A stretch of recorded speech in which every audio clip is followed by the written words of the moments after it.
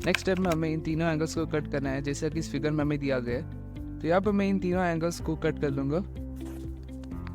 ये हो जाएगा हमारा एंगल ए, ये हो जाएगा हमारा एंगल बी, और ये हो जाएगा हमारा एंगल सी। इस क्वेश्चन में हमें एक ब्रोकन ट्री दिया गया है जो ग्राउंड लेवल से 5 मीटर की हाइट में कट हुआ है, और जो उस ट्री का टूटा हुआ पार्ट है वो ट्री के बेस से 12 मीटर आगे जाकर ग्राउंड पे टच हो रहा है। तो हमें ट्री की ओरिजिनल हाइट फाइंड आउट करनी है जब वो टूटा नहीं था। इसके अलावा आपको chapter 6 triangle and its properties ये सभी कॉन्सेप्ट्स और क्वेश्चन आंसर्स इस वन शॉट के लेक्चर में मिल जाएगी। तो चलिए शुरू करते हैं। हेलो गाइस, इस वीडियो में हम देखेंगे chapter 6 triangle and its properties. सबसे पहले एक्सरसाइज 6.1 के लिए इंट्रोडक्शन देख लेंगे। हमारा पहला टॉपिक है ट्रायंगल। जैसा कि आप जानते हैं, triangle is a close surface made of 3 line segments. Triangle एक क्लोज सरफेस होता है जो 3 लाइन सेगमेंट से बनता है। तो यहाँ पे एग्जांपल में हमें एक ट्रायंगल एबीसी दिया गया है, उसके ना 3 साइड्स या लाइन सेगमेंट्स है। इस ट्रायंगल का फर्स्ट साइड आ जाएगा ए बी, सेकेंड आ जाएगा बी सी, और थर्ड आ जाएगा सी ए। और इस ट्रायंगल के 3 एंगल्स होने वाले हैं, angle B A C, angle A B C और angle B C A. Last में है वर्टाइसिस। वर्टाइसिस यानी ट्रायंगल के कॉर्नर्स। तो इस ट्रायंगल के 3 कॉर्नर्स है ए बी और सी। हमारा नेक्स्ट टॉपिक है types of triangles on the basis of sides. तो साइड्स के मुताबिक यहाँ पर 3 टाइप्स ऑफ ट्रायंगल्स दिए गए हमें। फर्स्ट टाइप है स्केलिन। तो स्केलिन ट्रायंगल ऐसा ट्रायंगल होता है जिसमें तीनों साइड्स की लेंथ डिफरेंट होती है और तीनों एंगल्स की वैल्यू भी डिफरेंट होती है। नेक्स्ट है आइसोसेलेस। आइसोसेलेस ऐसा ट्रायंगल होता है जिसमें कोई 2 साइड्स इक्वल होते हैं और थर्ड साइड डिफरेंट लेंथ का होता है, और इन साइड्स के ऑपोजिट में जो एंगल आ रहे हैं वो भी इक्वल होते हैं। नेक्स्ट है इक्विलैटरल ट्रायंगल। इक्विलैटरल ट्रायंगल में सभी साइड्स एक दूसरे के इक्वल होते हैं और इस ट्रायंगल के अंदर सभी एंगल्स भी इक्वल होते हैं और उनका मेजर होता है 60 डिग्रीज। हमारा नेक्स्ट टॉपिक है types of triangles on the basis of angles. तो एंगल्स के मुताबिक यहाँ पर और 3 टाइप्स ऑफ ट्रायंगल्स दिए गए। उसमें से पहला टाइप है acute angle triangle. Acute angle triangle में तीनों एंगल्स की वैल्यू 90 डिग्री से कम होती है। नेक्स्ट है right angle. Right angle triangle के अंदर कोई एक एंगल की वैल्यू 90 डिग्री के इक्वल होती है। नेक्स्ट है obtuse angle. Obtuse angle triangle के अंदर कोई एक एंगल की वैल्यू 90 डिग्री से ज्यादा होती है।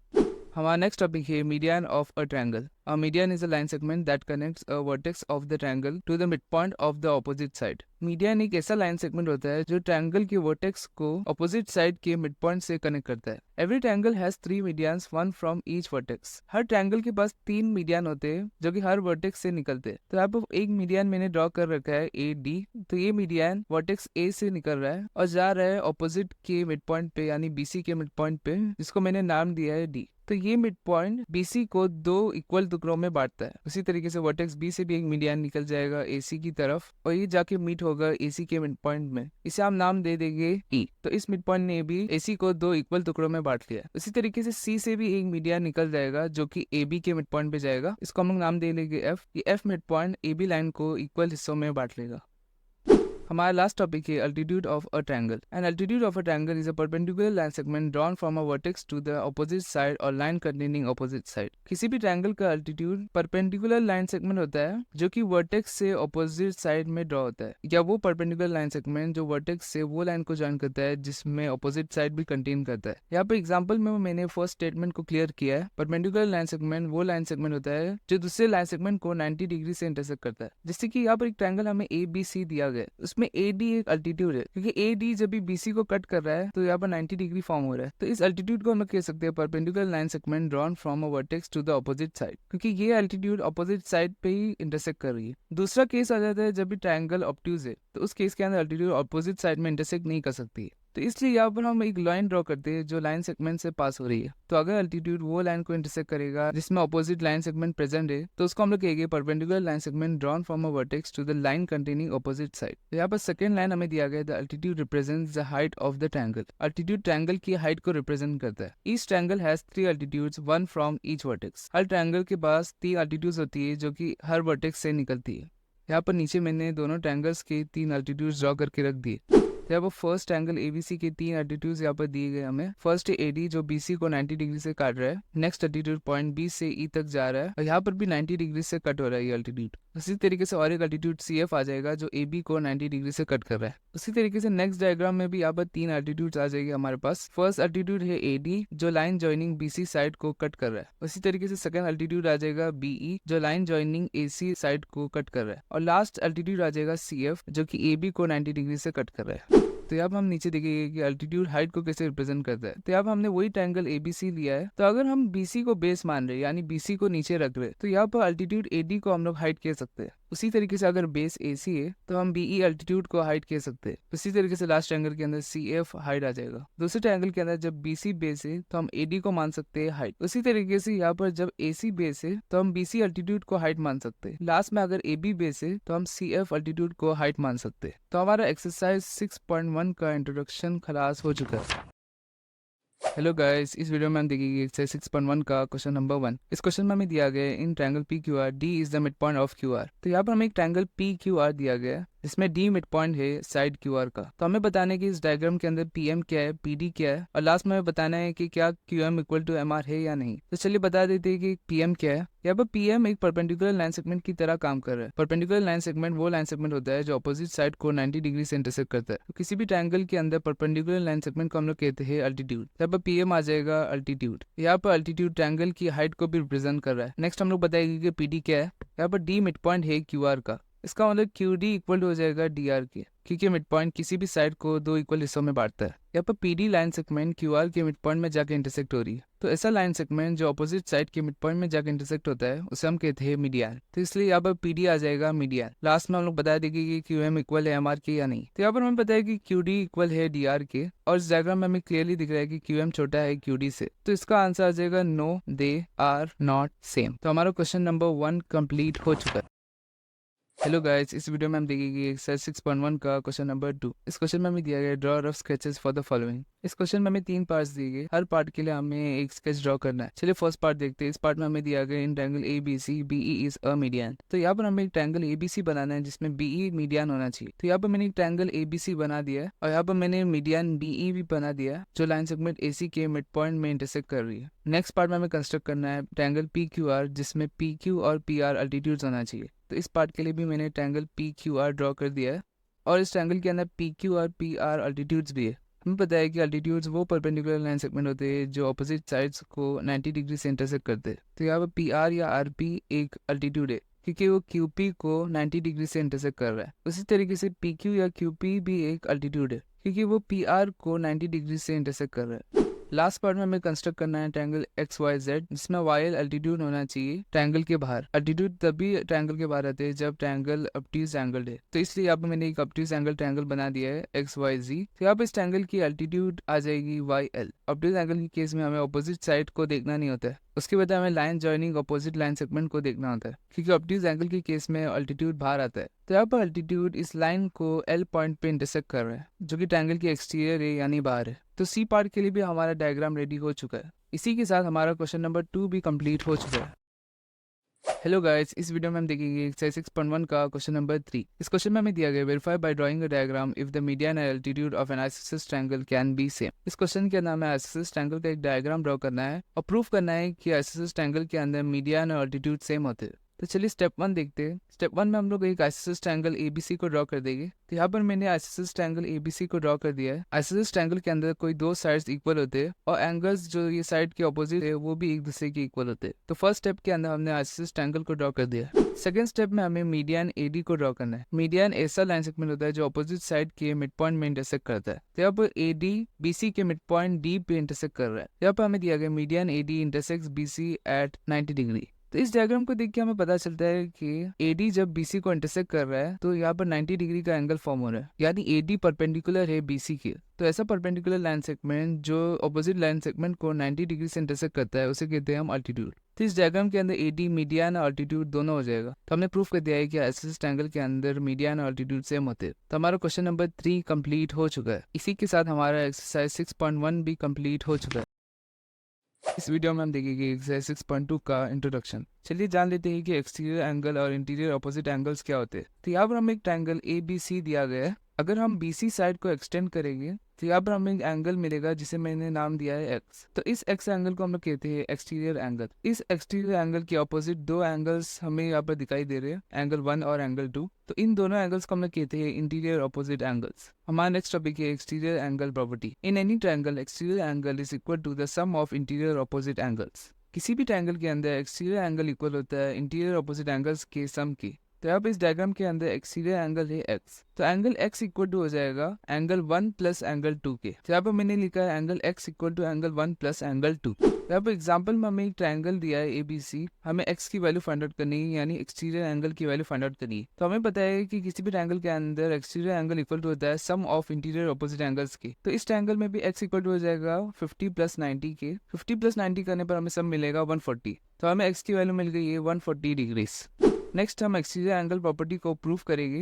यहाँ पर हमें प्रूव करना है x इक्वल है 1 प्लस 2 के। तो यहाँ पर मैंने सेम फिगर बना दिया है जो हमने ऊपर के टॉपिक्स में देखा था। तो चलिए एक्सटीरियर एंगल प्रॉपर्टी को प्रूव करते हैं। इस प्रॉपर्टी को प्रूव करने का हमारा फर्स्ट स्टेप होगा AB के पैरेलल एक लाइन सेगमेंट ड्रॉ करना। वो लाइन सेगमेंट इस एक्सटीरियर एंगल से पास होगी। तो यहाँ पर हम एक पैरेलल लाइन सेगमेंट बना देंगे AB के। इस पॉइंट को हम लोग नाम दे देंगे D। तो यहाँ पर AB लाइन सेगमेंट पैरेलल है CD लाइन सेगमेंट के। तो यहाँ पर हम लिख देंगे AB is parallel to CD। जब ये लाइन सेगमेंट एक्सटीरियर एंगल को कट किया था तब यहाँ पर दो मिनी एंगल्स फॉर्म हुए थे। तो यहाँ पर मैं x को रब कर दूंगा और उसके बदले दो मिनी एंगल्स लिख दूंगा A और B। यहाँ पर AB पैरेलल है CD के, और यहाँ पर AC साइड AB और CD को दो अलग अलग पॉइंट्स पे इंटरसेक्ट कर रहा है। ऐसा साइड जो दो पैरेलल लाइंस को अलग अलग पॉइंट्स पे इंटरसेक्ट करता है हम उसे कहते हैं ट्रांसवर्सल। तो यहाँ पर AC ट्रांसवर्सल हो जाएगा AB और CD का। हमें पता है कि जब ट्रांसवर्सल दो पैरेलल लाइंस को इंटरसेक्ट करता है तब अल्टरनेट इंटीरियर एंगल्स इक्वल होते हैं। तो यहाँ पर एंगल 2 इक्वल हो जाएगा एंगल A के। तो यहाँ पर हमारे पास आ जाएगा angle 2 equal to angle A। इसका रीजन आ जाएगा अल्टरनेट इंटीरियर एंगल्स।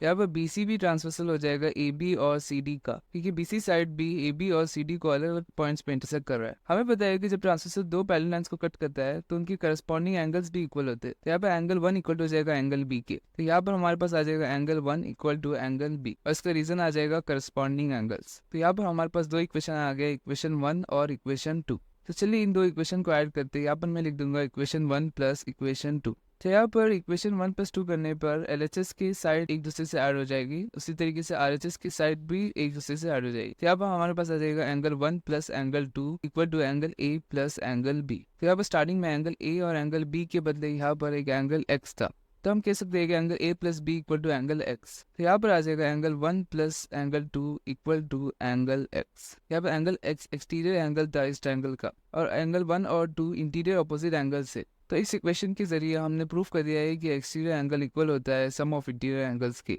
तो हमारा एक्सरसाइज 6.2 का इंट्रोडक्शन खलास हो चुका है।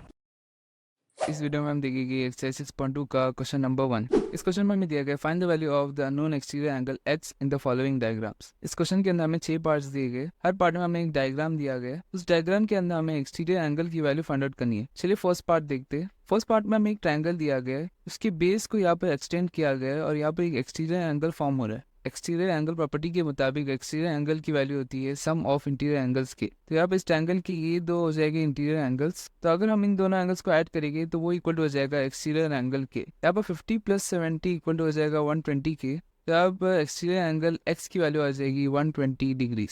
सिमिलरली नेक्स्ट पार्ट में भी यहाँ पर x की वैल्यू आ जाएगी 45 प्लस 65। 45 प्लस 65 इक्वल हो जाएगा 110 के। तो यहाँ पर हमें x की वैल्यू मिल जाएगी 110 डिग्रीज। उसी तरीके से थर्ड पार्ट में x की वैल्यू आ जाएगी 70 डिग्रीज, फोर्थ पार्ट में आ जाएगी x की वैल्यू 120 डिग्रीज, और फिफ्थ पार्ट में x की वैल्यू आ जाएगी 100 डिग्रीज। लास्ट पार्ट भी बिल्कुल सिंपल है, इसका आंसर आप कमेंट सेक्शन में जरूर लिखना। तो हमारा क्वेश्चन नंबर 1 कंप्लीट हो चुका है।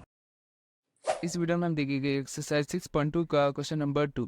इस क्वेश्चन में हमें दिया गया find the value of the unknown interior angle x in the following figures. इस क्वेश्चन के अंदर हमें 6 पार्ट दिए गए, हर पार्ट में हमें एक डायग्राम दिया गया। उस डायग्राम के अंदर हमें अननोन इंटीरियर एंगल की वैल्यू फाइंड आउट करनी है। चलिए फर्स्ट पार्ट देखते हैं। यहाँ पर हमें एक ट्रायंगल दिया गया है, उस ट्रायंगल की बेस को यहाँ पर एक्सटेंड करके हमें दिया गया, और यहाँ पर बेस को एक्सटेंड करने के बाद हमारे पास एक्सटीरियर एंगल फॉर्म हो रहा है। उस एक्सटीरियर एंगल की वैल्यू यहाँ पर 115 डिग्रीज हमें दी गई है। हमें पता है कि एक्सटीरियर एंगल प्रॉपर्टी के मुताबिक एक्सटीरियर एंगल इक्वल टू होता है sum of interior opposite angles के। यहाँ पर फर्स्ट पार्ट में 115 डिग्रीज इक्वल हो जाएगा x प्लस 50 डिग्रीज के। यहाँ पर 50 को लेफ्ट साइड में शिफ्ट करेंगे तो हमारे पास आ जाएगा 115 degree minus 50 degree equal to x।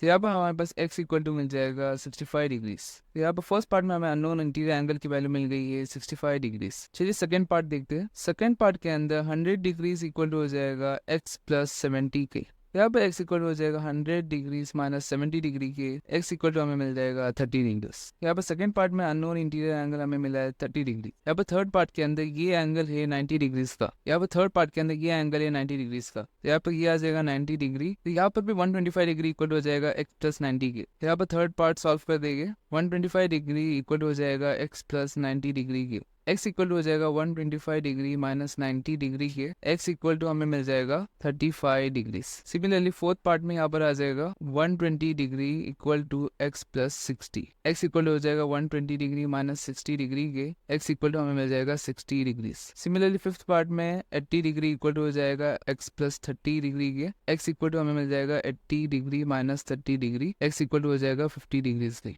इस क्वेश्चन का पार्ट 6 भी बिल्कुल सेम ही है। इसका आंसर आप कमेंट सेक्शन में जरूर लिखना। तो हमारा क्वेश्चन नंबर 2 कंप्लीट हो चुका है। इसी के साथ हमारा एक्सरसाइज 6.2 भी कंप्लीट हो चुका है। इस वीडियो में हम देखेंगे एक्सरसाइज 6.3 का इंट्रोडक्शन।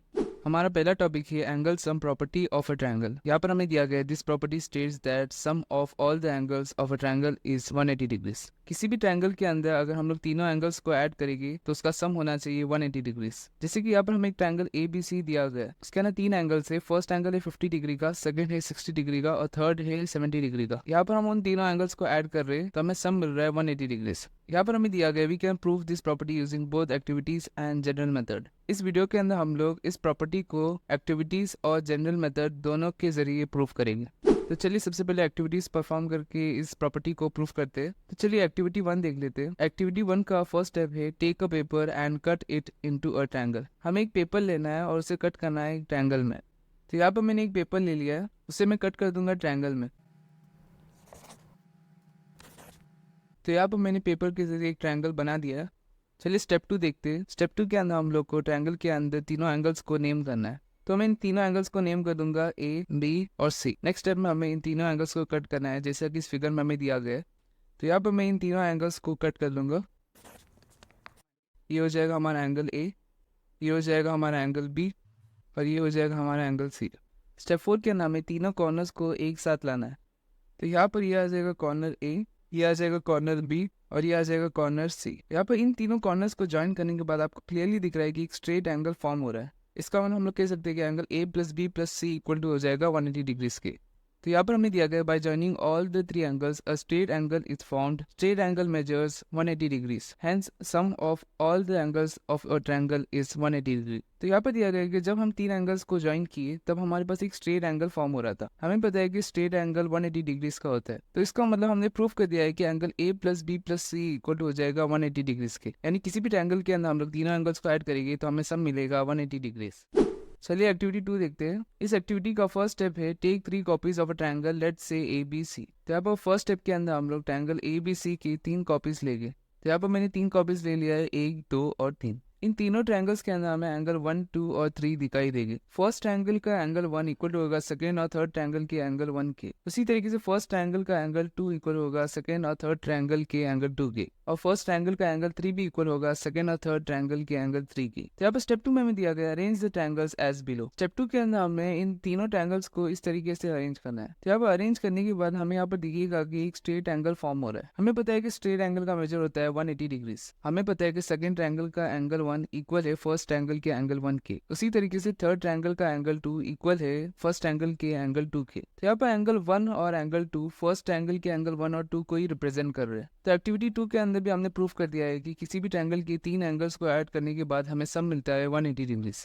चलिए एक्टिविटी 3 देखते हैं। इस एक्टिविटी का फर्स्ट स्टेप है take a paper and cut it into a triangle. हमें एक पेपर लेना है, उसको कट करना है एक ट्रायंगल में। तो चलिए एक पेपर लेते हैं। तो यहाँ पर मैंने एक पेपर ले लिया, मैं इस पेपर को कट कर दूंगा एक ट्रायंगल की शेप में। तो यहाँ पर मैंने इस पेपर को एक ट्रायंगल की शेप में कट कर दिया है। सेकंड स्टेप के अंदर हमें इस ट्रायंगल को नेम करना है। तो यहाँ पर मैं इस ट्रायंगल के कॉर्नर्स को नेम कर दूंगा A, B और C। स्टेप 3 के अंदर हमें एक अल्टीट्यूड AM ड्रॉ करना है। अल्टीट्यूड वो लाइन सेगमेंट होता है जो बेस के ऑपोजिट वाले कॉर्नर्स से निकलकर बेस को परपेंडिकुलरली इंटरसेक्ट करता है। तो इस ट्रायंगल के अंदर भी मैं एक अल्टीट्यूड ड्रॉ कर दूंगा। तो यहाँ पर मैं इस पॉइंट को नेम करूंगा M। तो यहाँ पर हमारे पास इस ट्रायंगल के अंदर अल्टीट्यूड भी आ चुका है। नेक्स्ट स्टेप के अंदर हमें तीनों कॉर्नर्स ए, बी और सी को एम पॉइंट में लाकर इंटरसेक्ट करना है, जैसा कि यहाँ पर हमें इस डायग्राम में दिया गया है। तो यहाँ पर ये एम पॉइंट, तो हमें तीनों कॉर्नर्स को इस तरीके से फोल्ड करना है ताकि वो एम पॉइंट में आके इंटरसेक्ट हो। यहाँ पर मैंने इस डायग्राम के अंदर एंगल्स नहीं ड्रॉ किया था, तो इसलिए यहाँ पर मैं सभी कॉर्नर्स में एक एक एंगल ड्रॉ कर दूंगा, और यहाँ पर इस पेपर के अंदर भी मैं एक एंगल ड्रॉ कर दूंगा सभी कॉर्नर्स पे। यहाँ पर मैंने पेपर के उल्टी तरफ भी एंगल्स ड्रॉ करके रख दिए, जैसे कि सामने की साइड में यहाँ पर एंगल ए, उसी तरीके से पीछे वाले साइड में भी एंगल ए आ जाएगा, और यहाँ पर एंगल बी भी पीछे की तरफ आ जाएगा, और एंगल सी भी पीछे की तरफ आ जाएगा। तो अब हम तीनों कॉर्नर्स को फोल्ड करके पॉइंट एम तक लेके आ जाएंगे। तो यहाँ पर मैं तीन कॉर्नर्स को फोल्ड कर दूंगा। सबसे पहले कॉर्नर ए को कर देगी, फिर आ जाएगा कॉर्नर बी, फिर आ जाएगा कॉर्नर सी। तो यहाँ पर आपको तीन एंगल्स दिखाई दे रहे हैं, एंगल ए, बी और सी।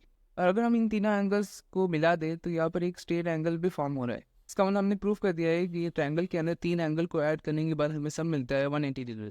चलिए एक्टिविटी 4 देखते हैं। इस एक्टिविटी में हमें तीन स्टेप दिए गए। फर्स्ट स्टेप के अंदर हमें दिया गया ड्रॉ ट्रायंगल लेट्स से XYZ। यहाँ पर हम एक ट्रायंगल XYZ ड्रॉ करेंगे। तो चलिए स्टेप 1 पहले परफॉर्म कर देते हैं। यहाँ पर मैं एक ट्रायंगल XYZ ड्रॉ कर दूंगा।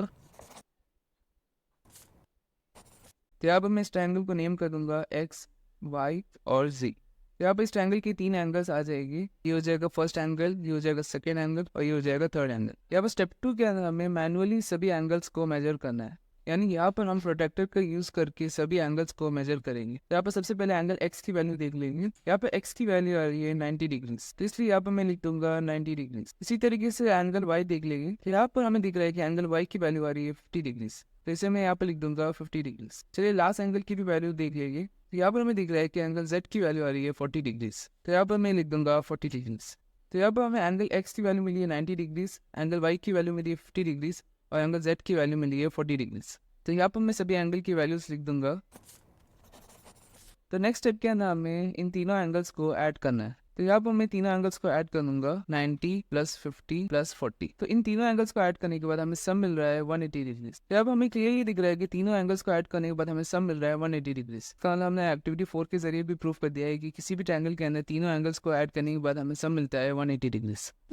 लास्ट में हम जनरल मेथड का यूज करके प्रूव करेंगे कि किसी भी एंगल के अंदर तीनों एंगल को ऐड करने के बाद हमें सम मिलता है 180 डिग्री, यानी हम यहाँ पर angle sum property of triangle को प्रूव करेंगे। तो यहाँ पर हमें प्रूव करना है कि sum of all the three angles of a triangle is 180 degree, यानी किसी भी ट्रायंगल के अंदर तीनों एंगल्स को ऐड करने के बाद हमें सम मिलता है 180 डिग्री। तो यहाँ पर कंस्ट्रक्शन देख लेंगे। हमें ट्रायंगल ABC ड्रॉ करना है। उस ट्रायंगल के अंदर तीन एंगल्स को नेम करना है, एंगल 1, 2 और 3।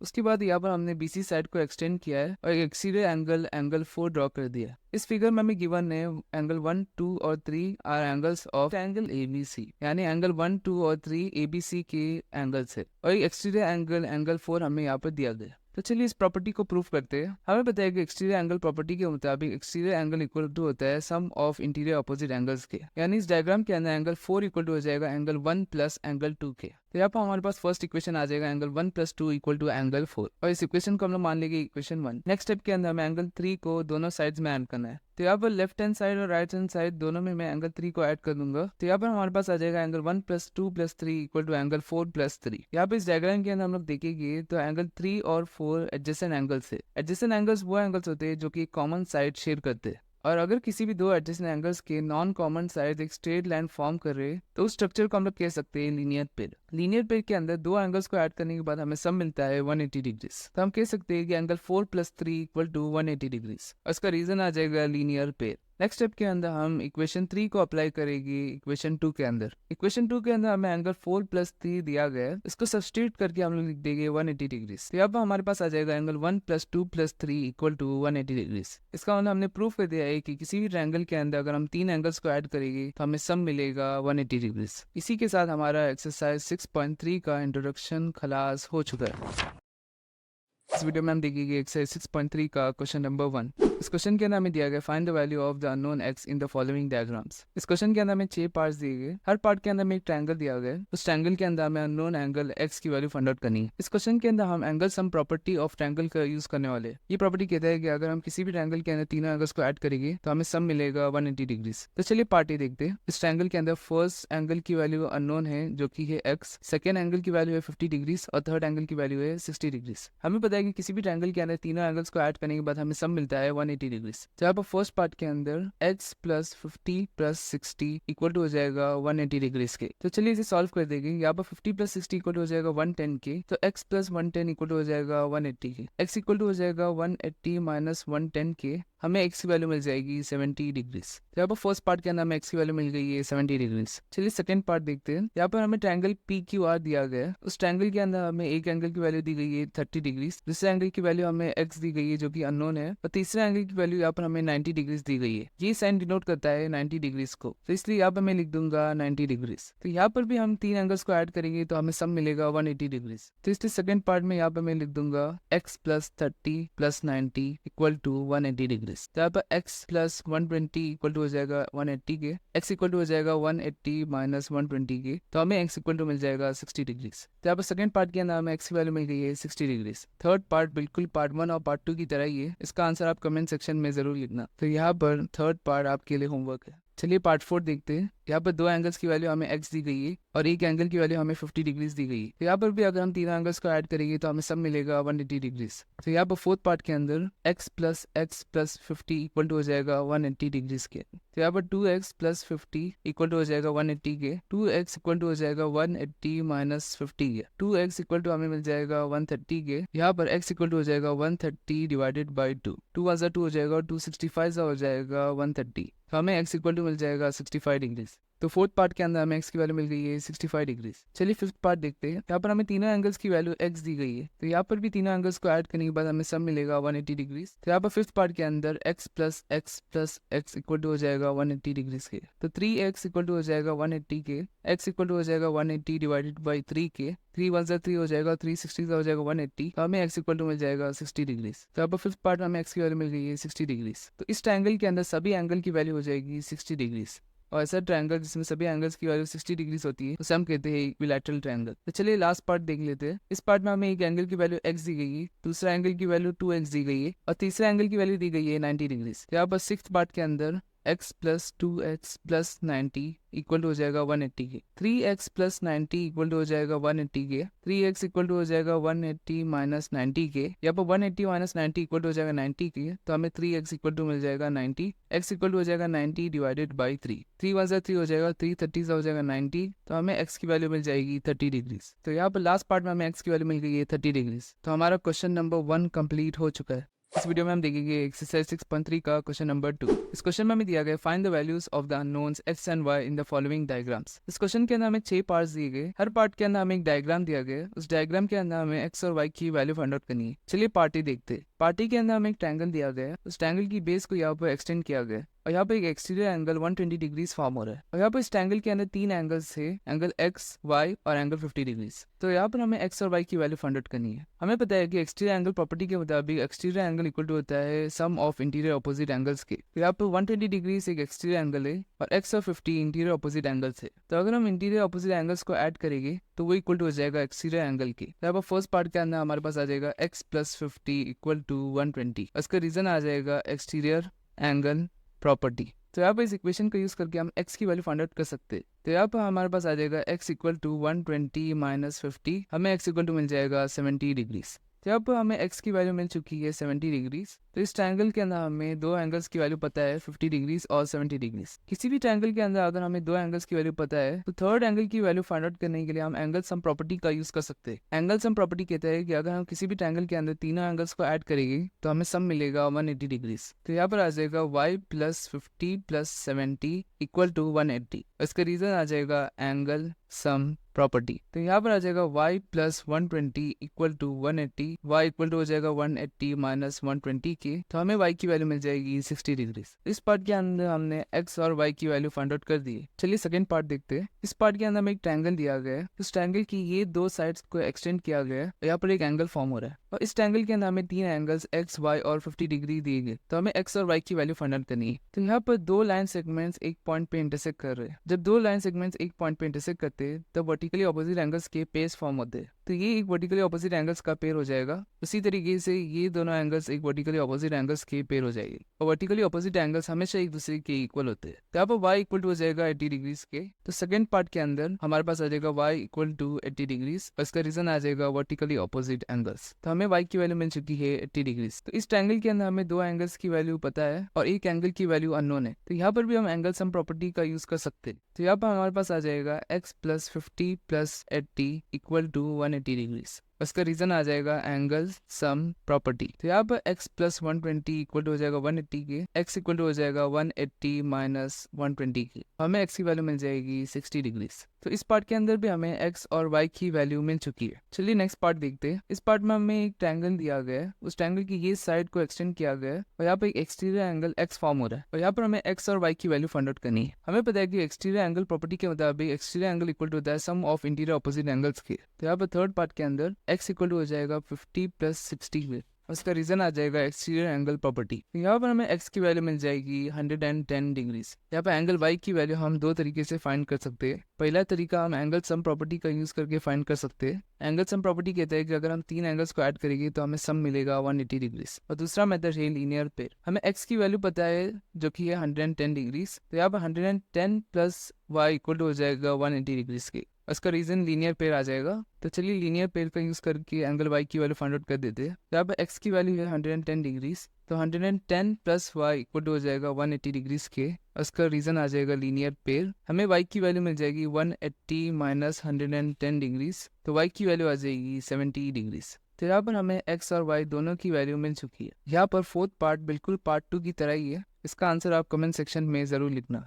तो यहाँ पर फोर्थ पार्ट आपके लिए होमवर्क है। चलिए फिफ्थ पार्ट देखते हैं। फिफ्थ पार्ट में यहाँ पर हमें एक ट्रायंगल दिया गया है, उस ट्रायंगल की ये दो साइड्स को एक्सटेंड किया गया है। इस ट्रायंगल के अंदर हमें दो एंगल की वैल्यू एंगल x दी गई है और एक एंगल की वैल्यू y दी गई है। हमें पता है कि ये दोनों एंगल्स वर्टिकली ऑपोजिट एंगल्स है, तो इसलिए यहाँ पर फिफ्थ पार्ट में एंगल y की वैल्यू आ जाएगी 90 डिग्रीज। इसका रीजन आ जाएगा वर्टिकली ऑपोजिट एंगल। यहाँ पे मैं लिख दूंगा y equal to 90 degrees. Next यहाँ पर हम एंगल सम प्रॉपर्टी अप्लाई करेंगे इस ट्रायंगल के अंदर, तो हमें मिल जाएगा x plus 90 equal to 180 degrees. तो यहाँ पर रीजन आ जाएगा एंगल सम प्रॉपर्टी। तो यहाँ पर हमें 2x प्लस 90 इक्वल टू मिल जाएगा 180 डिग्रीज के, 2x इक्वल टू हो जाएगा 180 माइनस 90 के, 2x इक्वल टू हमें मिल जाएगा 90, x इक्वल टू हो जाएगा 90 डिवाइडेड बाई 2, 2 1 से 2 हो जाएगा 2, 45 हो जाएगा 90, तो हमें x की वैल्यू मिल जाएगी 45 डिग्रीज। तो यहाँ पर फिफ्थ पार्ट के अंदर भी हमें x और y की वैल्यू मिल चुकी है। चलिए लास्ट पार्ट देखते हैं। लास्ट पार्ट के अंदर हमें एक ट्रायंगल दिया गया है, उस ट्रायंगल की सभी साइड्स को यहाँ पर एक्सटेंड करके दिया गया है हमें, और यहाँ पर सभी साइड्स को एक्सटेंड करने के बाद अननोन एंगल्स x ही फॉर्म हो रहे हैं।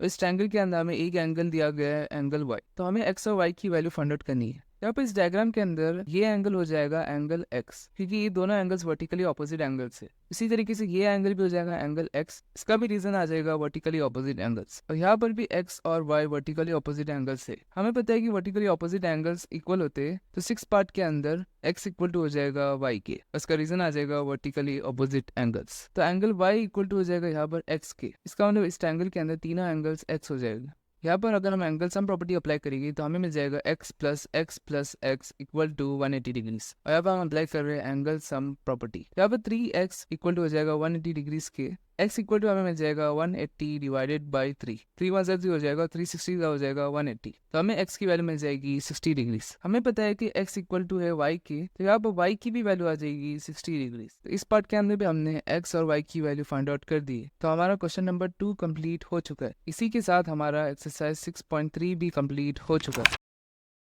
इस वीडियो में हम देखेंगे एक्सरसाइज 6.4 का इंट्रोडक्शन। हमारा पहला टॉपिक है टू स्पेशल ट्रायंगल्स। इस टॉपिक के अंदर हमें दो स्पेशल ट्रायंगल्स दिए गए। फर्स्ट है इक्विलैटरल। इक्विलैटरल ट्रायंगल के अंदर तीनों साइड्स की लेंथ इक्वल होती है, और इक्विलैटरल ट्रायंगल के अंदर सभी एंगल का मेजर होता है 60 डिग्रीज। यहाँ पर हमें एक ट्रायंगल ABC दिया गया है, जिसमें ट्रायंगल की सभी साइड्स एक दूसरे के इक्वल है, और इस ट्रायंगल के अंदर सभी एंगल 60 डिग्री के। तो हम कह सकते हैं कि यहाँ पर ट्रायंगल ABC एक इक्विलैटरल ट्रायंगल है। नेक्स्ट है आइसोसेलेस। आइसोसेलेस ट्रायंगल के अंदर कोई दो साइड्स एक दूसरे के इक्वल होती है, और एंगल्स जो कि साइड के ऑपोजिट है वो भी एक दूसरे के इक्वल होते हैं। चलिए आइसोसेलेस और इक्विलैटरल ट्रायंगल के ऊपर एक क्वेश्चन देख लीजिए। इस क्वेश्चन के अंदर हमें दो पार्ट्स दिए गए, हर पार्ट के अंदर हमें x की वैल्यू फाइंड आउट करनी है। चलिए फर्स्ट पार्ट देखते हैं। फर्स्ट पार्ट में हमें एक ट्रायंगल दिया गया है जिसमें ये दो साइड्स एक दूसरे के इक्वल है, यानी ये एक आइसोसेलेस ट्रायंगल है। और इसके अंदर ये वाली साइड को एक्सटेंड किया गया है और यहाँ पर एक एक्सटीरियर एंगल 110 डिग्रीज का फॉर्म हो रहा है। हमें पता है कि ये दो साइड्स के ऑपोजिट जो एंगल्स होते हैं वो एक दूसरे के इक्वल होते हैं, यानी ये एंगल इक्वल हो जाएगा ये एंगल की। तो ये एंगल हमें x दिया गया है, तो उसी तरीके से ये वाला एंगल भी हो जाएगा x। हमें पता है कि एक्सटीरियर एंगल प्रॉपर्टी के मुताबिक एक्सटीरियर एंगल इक्वल होता है sum of interior opposite angles की। तो यहाँ पर 110 डिग्री एक्सटीरियर एंगल है और ये दो एंगल्स इंटीरियर ऑपोजिट एंगल्स है। तो यहाँ पर हमारे पास आ जाएगा 110 degrees equal to x plus x, और इसका रीजन आ जाएगा एक्सटीरियर एंगल प्रॉपर्टी। तो चलिए इस इक्वेशन को सॉल्व करते हैं और x की वैल्यू फाइंड आउट करते हैं। यहाँ पर हमारे पास आ जाएगा 110 डिग्री इक्वल टू 2x। यहाँ पर x इक्वल टू हो जाएगा 110 डिवाइडेड बाई 2, 2 as 2 हो जाएगा और 255 हो जाएगा 110। तो हमें x की वैल्यू मिल जाएगी 55 डिग्रीज। चलिए सेकंड पार्ट देखते हैं। सेकंड पार्ट में यहाँ पर हमें एक ट्रायंगल ABC दिया गया है। उस ट्रायंगल के अंदर ये तीनों साइड्स एक दूसरे के इक्वल है और तीनों एंगल्स की मेजर भी हमें x दी गई है। तो यहाँ पर हम एंगल सम प्रॉपर्टी का यूज करके इन एंगल की वैल्यू फाइंड आउट करेंगे। एंगल सम प्रॉपर्टी कहता है कि अगर हम किसी भी ट्रायंगल के अंदर तीनों एंगल्स को ऐड करेंगे तो हमें सब मिलेगा 180 डिग्रीज। तो यहाँ पे आ जाएगा x plus x equal to 180 degrees. इसका रीजन आ जाएगा एंगल सम प्रॉपर्टी। तो यहाँ पे आ जाएगा 3x equal to 180 degrees. x equal to हो जाएगा 180 डिवाइडेड बाई 3, 3 और 3 हो जाएगा 360 हो जाएगा 180। हमें x की वैल्यू मिल जाएगी 60 डिग्रीज। चलिए एक और एक क्वेश्चन देख लेते हैं आइसोसेलेस ट्रायंगल के ऊपर। यहाँ पर हमें इस डायग्राम के अंदर x और y की वैल्यू फाइंड आउट करनी है। फिर यहाँ पर हमें एक आइसोसेलेस ट्रायंगल दिया गया है। उस ट्रायंगल के अंदर एक एंगल की वैल्यू हमें दी गई है x। यहाँ पर आइसोसेलेस ट्रायंगल की बेस को एक्सटेंड किया गया है और एक एक्सटीरियर एंगल y फॉर्म हो रहा है, और बाकी दो साइड्स को भी यहाँ पर एक्सटेंड किया गया है और यहाँ पर एक एंगल 92 डिग्री फॉर्म हो रहा है। तो हमें x और y की वैल्यू फाइंड आउट करनी है। यहाँ पर हमें दो लाइन सेगमेंट्स इंटरसेक्ट होते हुए दिख रहे हैं एक पॉइंट पर। जब दो लाइन सेगमेंट्स एक पॉइंट पर इंटरसेक्ट होते हैं तो वर्टिकली ऑपोजिट एंगल्स के पेयर्स फॉर्म होते हैं। तो ये और ये एंगल एक वर्टिकली ऑपोजिट एंगल का पेयर हो जाएगा। उसी तरीके से ये वाला एंगल और ये वाला एंगल भी एक वर्टिकली ऑपोजिट एंगल्स का पेयर हो जाएगा, और वर्टिकली ऑपोजिट एंगल्स हमेशा इक्वल होते हैं। तो यहाँ पर हमारे पास ये एंगल इक्वल हो जाएगा ये एंगल की। तो हमारे पास ये एंगल की वैल्यू आ जाएगी 92 डिग्रीज। हमें पता है कि आइसोसेलेस ट्रायंगल के अंदर बेस एंगल्स एक दूसरे के इक्वल होते हैं। फिर यहाँ पर ये एंगल भी आ जाएगा हमारा एंगल x। तो यहाँ पर हम इस ट्रायंगल के अंदर एंगल सम प्रॉपर्टी अप्लाई करेंगे। तो यहाँ पर हमारे पास आ जाएगा x plus 92 degree equal to 180 degrees. इसका रीजन आ जाएगा एंगल सम प्रॉपर्टी। हमारे पास आ जाएगा 2x plus 92 equal to 180। 2x equal to हो जाएगा 180 माइनस 92 के 2x इक्वल टू हमें मिल जाएगा 88। x इक्वल टू हो जाएगा 88 डिवाइडेड बाई 2, 2 as 2 हो जाएगा, 244 से हो जाएगा 88। तो हमें x की वैल्यू मिल जाएगी 44 डिग्रीज। तो यहाँ पर हमें x की वैल्यू मिल गई है 44 डिग्रीज। यहाँ पर भी आ जाएगी x की वैल्यू 44 डिग्रीज। एंगल y को हम लोग दो तरीके से फाइंड आउट कर सकते हैं। फर्स्ट मेथड है एक्सटीरियर एंगल प्रॉपर्टी का यूज करके और सेकंड मेथड है लीनियर पेयर। यहाँ पर हम एक्सटीरियर एंगल प्रॉपर्टी का यूज करके y की वैल्यू को फाइंड आउट कर देंगे। एक्सटीरियर एंगल प्रॉपर्टी कहता है कि एक्सटीरियर एंगल इक्वल होता है sum of interior opposite angles की। यहाँ पर y एक्सटीरियर एंगल है और ये दो एंगल्स है इंटीरियर ऑपोजिट एंगल्स। तो y इक्वल टू हो जाएगा 44 प्लस 92 के। यहाँ पर हमारे पास आ जाएगा y equal to 44 plus 92। 44 plus 92 equal to हो जाएगा 136 के। तो हमें y की वैल्यू मिल जाएगी 136 डिग्री। फिर इस डायग्राम के अंदर y की वैल्यू आ जाएगी 136 डिग्रीज। हमारा नेक्स्ट टॉपिक है sum of the lengths of two sides of a triangle. इस टॉपिक में हमें दिया गया sum of lengths of any two sides of a triangle is greater than the third side. अगर हम ट्रायंगल की किसी भी दो साइड्स की लेंथ को ऐड करेंगे तो वो ज्यादा होगा थर्ड साइड की। यहाँ पर तीन केसेस हो गए हमारे पास। फर्स्ट केस के अंदर हम लोग AB और BC को ऐड करेंगे और चेक करेंगे कि वो AC से बड़ा है या नहीं। तो यहाँ पर AB का लेंथ है 5.5 सेंटीमीटर और BC का लेंथ है 5.2 सेंटीमीटर। तो 5.5 प्लस 5.2 इक्वल हो जाएगा 10.7 की, जो कि बड़ा है AC की लेंथ से, जो कि है 4.4। इसी तरीके से बाकी दोनों केसेस में भी अगर हम दो साइड्स को ऐड करेंगे तो उसका सम बड़ा होगा तीसरे वाले साइड की। यहाँ पर हमें दिया गया if two sides of a triangle is given, between what two measures the third side should be in order to form a valid triangle। अगर हमें ट्रायंगल की किसी दो साइड्स की लेंथ दी गई तो तीसरे साइड की लेंथ कौन से दो नंबर के बीच में आनी चाहिए ताकि एक वैलिड ट्रायंगल फॉर्म हो। तो यहाँ पर हमें एग्जांपल देख लेंगे। इस एग्जांपल में हमें दिया गया suppose the length of any two sides of a triangle is 6 centimeter and 12 centimetre. यहाँ पर हम ट्रायंगल की दो साइड्स को मान रहे हैं 6 सेंटीमीटर और 12 सेंटीमीटर। यहाँ पर हमें दिया गया the third side has to be length of more than 12 minus 6 centimeter and less than 12 plus 6 centimeter. तो जो थर्ड साइड आएगी वो ज्यादा होनी चाहिए 12 माइनस 6 सेंटीमीटर से और कम होनी चाहिए 12 प्लस 6 सेंटीमीटर से। तो यहाँ पर हमारे पास ट्रायंगल की दो साइड है 6 सेंटीमीटर और 12 सेंटीमीटर। तो जो तीसरा साइड आएगा वो ज्यादा होना चाहिए 6 सेंटीमीटर से और कम होना चाहिए 18 सेंटीमीटर से। अगर हम थर्ड साइड की वैल्यू 6 सेंटीमीटर से कम ले या 18 सेंटीमीटर से ज्यादा ले तो एक वैलिड ट्रायंगल फॉर्म नहीं हो सकता है। इसे हम नीचे समझने वाले हैं। तो यहाँ पर हमें दिया गया what if the third side is more than 6 centimeter and less then 18 centimetre. क्या होगा अगर ट्रायंगल की थर्ड साइड 6 सेंटीमीटर और 18 सेंटीमीटर के बीच में आ रही है। तो यहाँ पर 6 और 18 के बीच में हम एक वैल्यू मान रहे हैं 14। तो अगर हम बाकी दो साइड्स को ऐड करेंगे तो हमें सम मिलेगा 18 जो कि बड़ा होगा 14 की।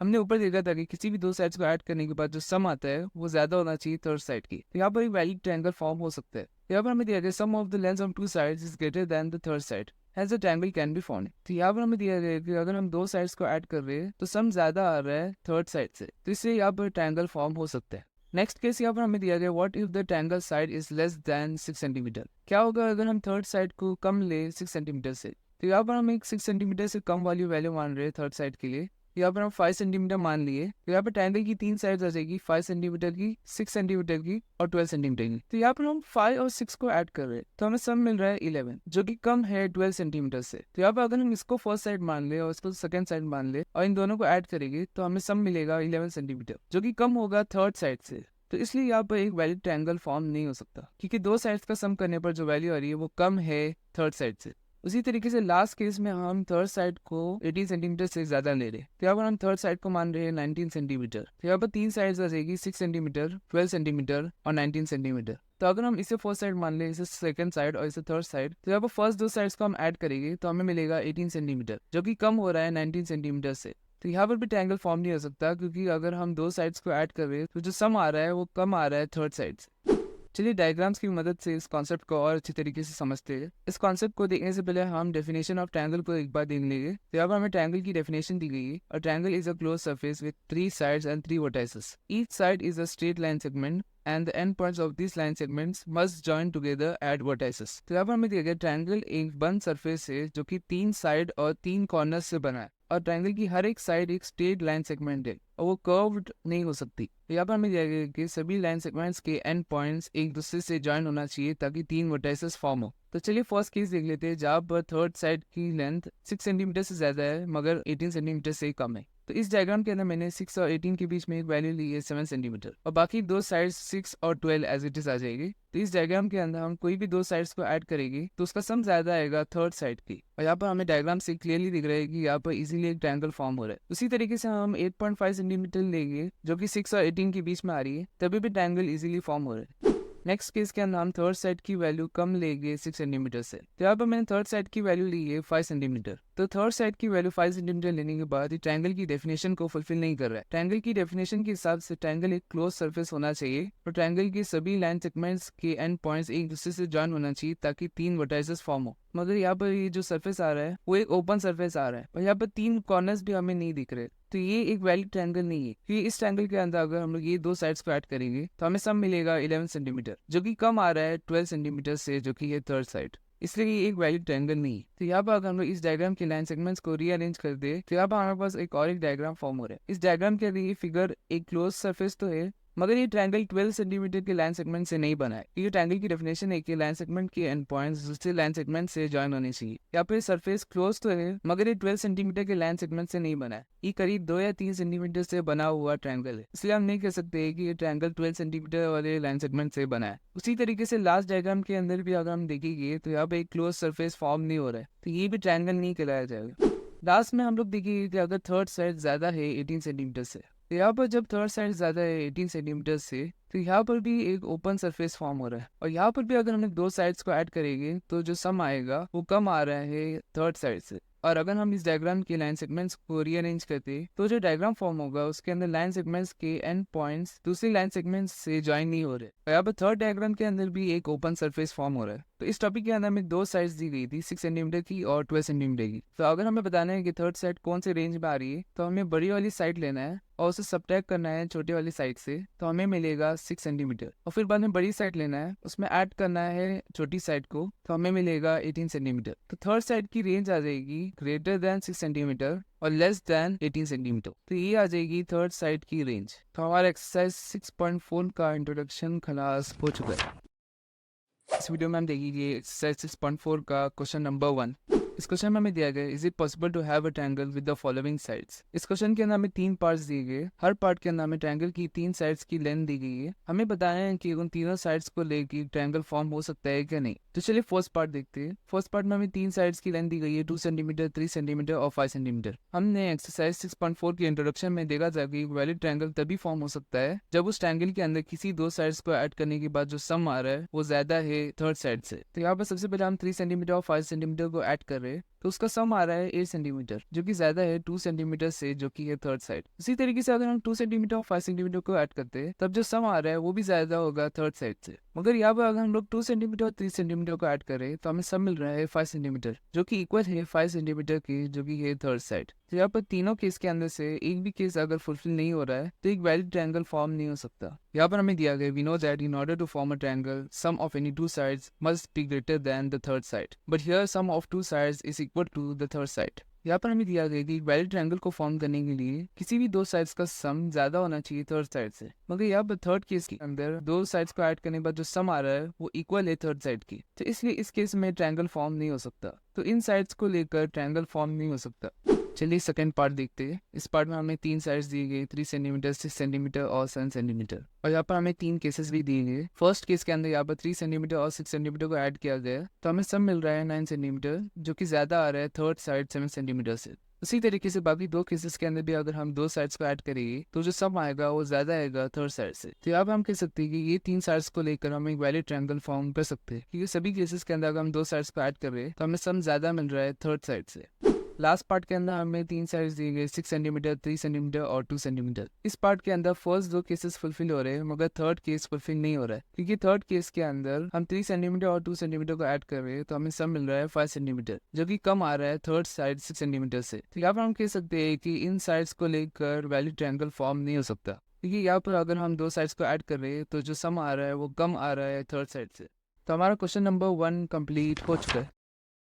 हेलो गाइस, इस वीडियो में हम देखेंगे एक्सरसाइज 6.4 का क्वेश्चन नंबर 2। इस क्वेश्चन में हमें दिया गया take any point O in the interior of a triangle PQR। यहाँ पर हमें 3 पार्ट्स के आंसर्स फाइंड आउट करने। तो यहाँ पर इस क्वेश्चन के अंदर हमें ट्रायंगल PQR दिया गया, इस ट्रायंगल के इंटीरियर यानी अंदर एक पॉइंट O दिया गया, तो हमें इन तीनों पार्ट्स के आंसर्स फाइंड आउट करने। तो यहाँ पर मैंने O पॉइंट को R, P और Q वर्टिसेस से ज्वाइन करके रख दिया। यहाँ पर हमें दिया गया by joining OP, OR and OQ 3 mini triangles are formed. जब हमने OR, OP और OQ को ज्वाइन किया तब हमारे पास 3 मिनी ट्रायंगल्स फॉर्म हुए। हमें पता है कि सभी ट्रायंगल के अंदर सम ऑफ 2 साइड ज्यादा होता है थर्ड साइड से। यहाँ पर फर्स्ट पार्ट के अंदर हमें बताना है कि क्या OP प्लस OQ ज्यादा है PQ से, तो इसका आंसर आ जाएगा यस, क्योंकि यहाँ पर OP, OQ और PQ तीनों साइड्स है ट्रायंगल OPQ की। तो अब इस डायग्राम के अंदर ये है ट्रायंगल OPQ और इसके तीनों साइड्स यहाँ पर आ जाएगी OP, PQ और OQ। तो क्योंकि ये तीनों साइड्स एक ट्रायंगल की साइड्स है, तो हम कह सकते हैं कि इन ट्रायंगल्स के अंदर किसी भी 2 साइड्स को ऐड करने के बाद सम ज्यादा आएगा थर्ड साइड से। तो यहाँ पर भी 2 साइड्स OP और OQ को ऐड किया गया है और कहा जा रहा है कि सम ज्यादा आएगा PQ से या नहीं। तो इसका आंसर यस ही आने वाला है, क्योंकि किसी भी ट्रायंगल के अंदर कोई 2 साइड्स को ऐड करने के बाद सम ज्यादा आता है थर्ड साइड से। उसी तरीके से सेकंड पार्ट के अंदर OQ, OR और QR ट्रायंगल ORQ के साइड्स है, तो इसलिए यहाँ पर भी OQ प्लस OR ज्यादा आएगा QR से, तो इसका आंसर भी आ जाएगा यस। उसी तरीके से लास्ट पार्ट के अंदर OR प्लस OP ज्यादा होगा RP से, क्योंकि तीनों साइड्स ट्रायंगल ORP के हैं और सभी ट्रायंगल के अंदर सम ऑफ 2 साइड ज्यादा आता है थर्ड साइड। तो हमारा क्वेश्चन नंबर 2 कंप्लीट हो चुका है। इस वीडियो में हम देखेंगे एक्सरसाइज 6.4 का क्वेश्चन नंबर 3। इस क्वेश्चन में हमें दिया गया AM is a median of triangle ABC। इस क्वेश्चन के अंदर हमें ट्रायंगल ABC दिया गया है, इसके अंदर AM मीडियन है ट्रायंगल ABC का। मीडियन ऐसा लाइन सेगमेंट होता है जो बेस के ऑपोजिट वाले कॉर्नर से निकलता है और बेस पर आकर इस तरीके से इंटरसेक्ट होता है ताकि बेस 2 इक्वल हिस्सों में बढ़ जाए। तो यहाँ पर हमें दिया गया इस AB plus BC plus CA greater than 2AM। तो इस क्वेश्चन के अंदर हमें बताना है कि AB plus BC plus CA ज्यादा है 2AM से। ट्रायंगल ABC के अंदर मीडियन ड्रॉ करने के बाद हमें 2 मिनी ट्रायंगल्स मिले। फर्स्ट है ट्रायंगल ABM और सेकेंड है ट्रायंगल AMC। हमें पता है कि किसी भी ट्रायंगल के अंदर अगर हम 2 साइड्स को ऐड करेंगे तो सम ज्यादा आएगा थर्ड साइड से। तो ट्रायंगल ABM के अंदर अगर हम AB प्लस BM करेंगे तो जो सम आएगा वो ज्यादा आएगा साइड AM से। तो यहाँ पर हमारे पास फर्स्ट इक्वेशन आ जाएगा AB plus B M is greater than A M. इसी तरीके से अगर हम ट्रायंगल ए एम सी के अंदर ए सी और सी एम को ऐड करेंगे तो जो सम आएगा वो ज्यादा आएगा ए एम से। तो यहाँ पर हमारे पास सेकेंड इक्वेशन आ जाएगा A C plus C M greater than A M. तो यहाँ पर हमारे पास दो इक्वेशंस आ चुके हैं। चलिए इन दो इक्वेशंस को ऐड करते हैं। तो यहाँ पर हम करने वाले इक्वेशन 1 प्लस इक्वेशन 2। तो इन दो इक्वेशन को ऐड करने के बाद राइट साइड में आ जाएगा A M plus A M जो कि इक्वल टू होता है 2am के, और लेफ्ट साइड के अंदर हम सभी साइड्स को एज इट इज ऐड कर देंगे A B plus B M plus A C plus C M. तो अगर आप इस ट्रायंगल में देखेंगे तो आपको दिखेगा कि अगर हम B M plus C M करेंगे तो हमें मिलेगा बी सी। तो यहाँ पर इस इक्वेशन के अंदर लेफ्ट साइड के अंदर हम B M plus C M के बदले लिख सकते हैं बी सी। तो यहाँ पर हमारे पास इक्वेशन आ जाएगा A B plus B C plus A C greater than 2am। यहाँ पर हम ए सी लिखे या सी ए लिखे एक ही बात है। तो यहाँ पर मैं लिख दूंगा A B plus B C plus C A is greater than 2am। और इस क्वेश्चन के अंदर हमें यही बताना था कि क्या A B plus B C plus C A ज्यादा है 2am से। तो इसका आंसर आ जाएगा यस, क्योंकि हमने प्रूफ कर दिया है कि A B plus B C plus C A ज्यादा है 2am से। तो हमारा क्वेश्चन नंबर 3 कंप्लीट हो चुका है। इस वीडियो में हम देखेंगे एक्सरसाइज 6.4 का क्वेश्चन नंबर 4। इस क्वेश्चन में हमें दिया गया A B C D is a quadrilateral, is A B plus B C plus C D plus D A greater than A C plus B D. इस क्वेश्चन के अंदर हमें quadrilateral A B C D दिया गया। Quadrilateral ऐसा close surface होता है जिसमें 4 साइड्स, 4 कॉर्नर्स और 4 एंगल्स होते हैं। तो इस क्वेश्चन के अंदर हमें बताना है कि A B plus B C plus C D plus D A ज्यादा है A C plus B D के। यहाँ पर इस क्वाड्रिलेटरल के अंदर डायगोनल्स भी ड्रॉ किए गए। इस क्वाड्रिलेटरल के अंदर डायगोनल्स ड्रॉ करने के बाद 8 मिनी ट्रायंगल्स फॉर्म हो रहे हैं। इसमें से फर्स्ट ट्रायंगल ये हो जाएगा, सेकंड ये, थर्ड ये, फोर्थ ये और फिफ्थ ये आ जाएगा।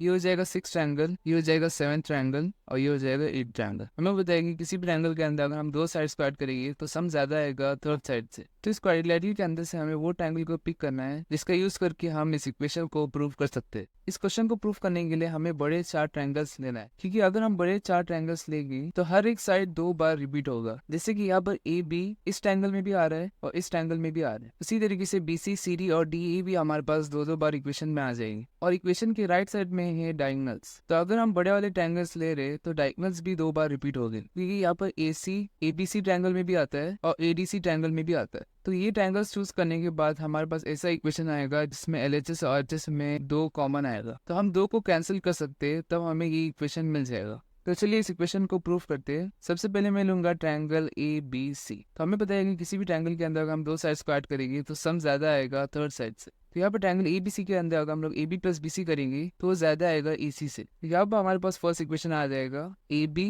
Plus B C greater than A C. तो ये हो जाएगा हमारा फर्स्ट इक्वेशन। नेक्स्ट हम लेंगे ट्रायंगल बी सी डी। तो इस ट्रायंगल के अंदर अगर हम लोग B C plus C D करेंगे तो उसका सम ज्यादा आएगा बी डी से।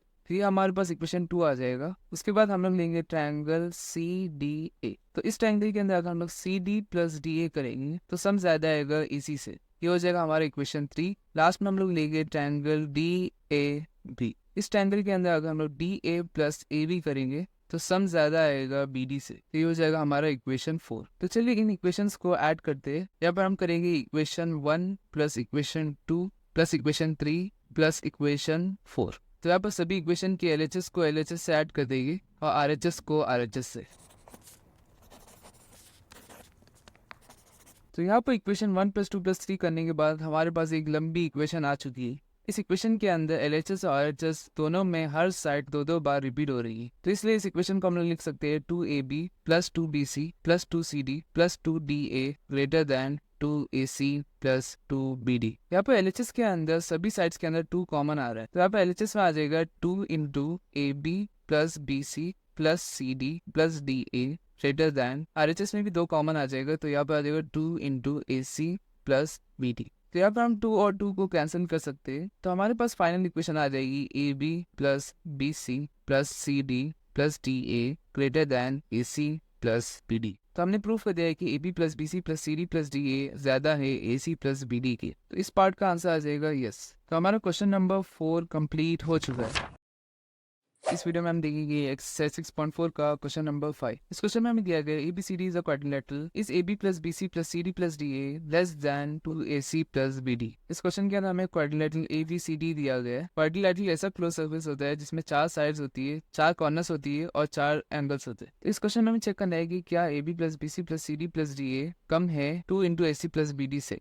इस क्वाड्रिलेटरल के अंदर 2 डायगोनल्स भी ड्रॉ किए गए। दो डायगोनल्स ड्रॉ करने के बाद यहाँ पर 8 मिनी ट्रायंगल्स फॉर्म हो रहे हैं। ये हो जाएगा फर्स्ट ट्रायंगल, ये हो जाएगा सेकंड, ये हो जाएगा थर्ड, ये हो जाएगा फोर्थ, ये आ जाएगा फिफ्थ ट्रायंगल। इसी तरीके से ये आ जाएगा सिक्स्थ, ये आ जाएगा सेवन्थ और ये आ जाएगा एट। हमें पता है कि किसी भी ट्रायंगल के अंदर अगर हम दो साइड्स को ऐड करेंगे तो सम ज्यादा आएगा थर्ड साइड से। तो हमें इस क्वाड्रिलेटरल से ऐसे ट्रायंगल्स को पिक करना है जिसका यूज करके हम इस इक्वेशन को प्रूव कर सकते हैं। इस इक्वेशन के एलएचएस में आपको दिखेगा कि A B B C C D और डी एक ही बार आ रहे हैं। यहाँ पर राइट साइड में आपको दिखेगा कि ए सी और बी डी जो कि इस क्वाड्रिलेटरल के डायगोनल से वो 2 बार आ रहे हैं, क्योंकि यहाँ पर हमने 2 को कॉमन दिया। क्वेश्चन नंबर 4 के अंदर हमने बड़े वाले ट्रायंगल्स को लिया था, मगर इस क्वेश्चन के अंदर इक्वेशन को प्रूव करने के लिए हमें छोटे ट्रायंगल्स को लेना है, क्योंकि अगर हम छोटे ट्रायंगल्स को लेंगे तब साइड्स एक बार ही अकर होगी। ये वाले ट्रायंगल में ए बी एक बार आ रहा है, उसी तरीके से ये वाले ट्रायंगल में बी सी एक ही बार आ रहा है, मगर यहाँ पर डायगोनल्स 2 बार रिपीट हो गए। तो अगर हम ये ट्रायंगल लेंगे तो ये साइड हो जाएगा आधा डायगोनल। इसी तरीके से अगर हम ये ट्रायंगल लेंगे तो ये आधा डायगोनल वापस से रिपीट हो रहा है। तो चलिए छोटे ट्रायंगल्स को लेके इस इक्वेशन को प्रूव करते हैं। सबसे पहले हम इस पॉइंट को नाम दे देंगे ओ। यहाँ पर हम फर्स्ट ट्रायंगल लेंगे ट्रायंगल ए ओ बी। तो ट्रायंगल ए ओ बी के अंदर अगर हम लोग ओ ए प्लस ओ बी करेंगे तो जो सम आएगा वो ज्यादा होगा ए बी से, क्योंकि किसी भी ट्रायंगल के अंदर अगर हम दो साइड्स को ऐड करते हैं तो सम ज्यादा आता है थर्ड साइड से। उसी तरीके से ट्रायंगल बी ओ सी के अंदर बी सी साइड कम होगा ओ बी प्लस ओ सी से। ये हो जाएगा हमारा इक्वेशन 1, ये हो जाएगा हमारा इक्वेशन 2। हमारा नेक्स्ट ट्रायंगल आ जाएगा ट्रायंगल सी ओ डी। इस ट्रायंगल के अंदर सी डी कम होगा ओ सी प्लस ओ डी से। उसी तरीके से लास्ट ट्रायंगल आ जाएगा ट्रायंगल डी ओ ए। इस ट्रायंगल के अंदर ए डी कम होगा ओ डी प्लस ओ ए से। तो यहाँ पर ये हो जाएगा इक्वेशन 3, ये हो जाएगा इक्वेशन 4। चलिए इन सभी इक्वेशंस को ऐड करते हैं। यहाँ पर मैं लिख दूंगा equation 1 plus equation 2 plus equation 3 plus equation 4। यहाँ पर इक्वेशन को ऐड करने पर एलएचएस एलएचएस से ऐड हो जाएगी और आरएचएस आरएचएस से ऐड हो जाएगी। तो चलिए इन इक्वेशंस को ऐड करेंगे।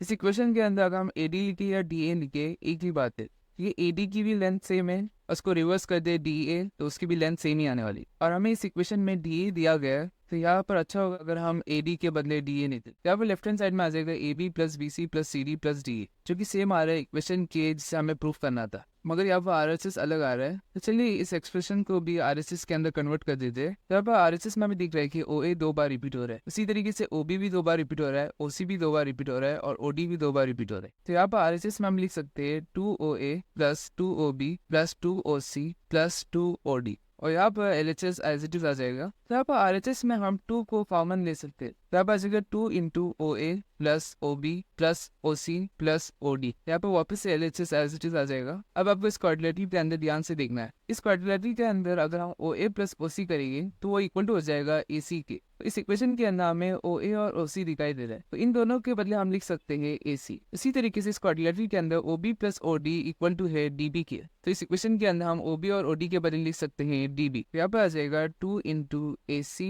प्लस बी डी और यहाँ पर L H S as it is आ जाएगा। तो हमें हमारा फाइनल इक्वेशन मिल चुका है। इसका हमने प्रूफ कर दिया है कि A B plus B C plus C D plus D A कम है 2 into A C plus B D से, और इस पार्ट का आंसर हमारा आ जाएगा यस। तो हमारा क्वेश्चन नंबर 5 कंप्लीट हो चुका है।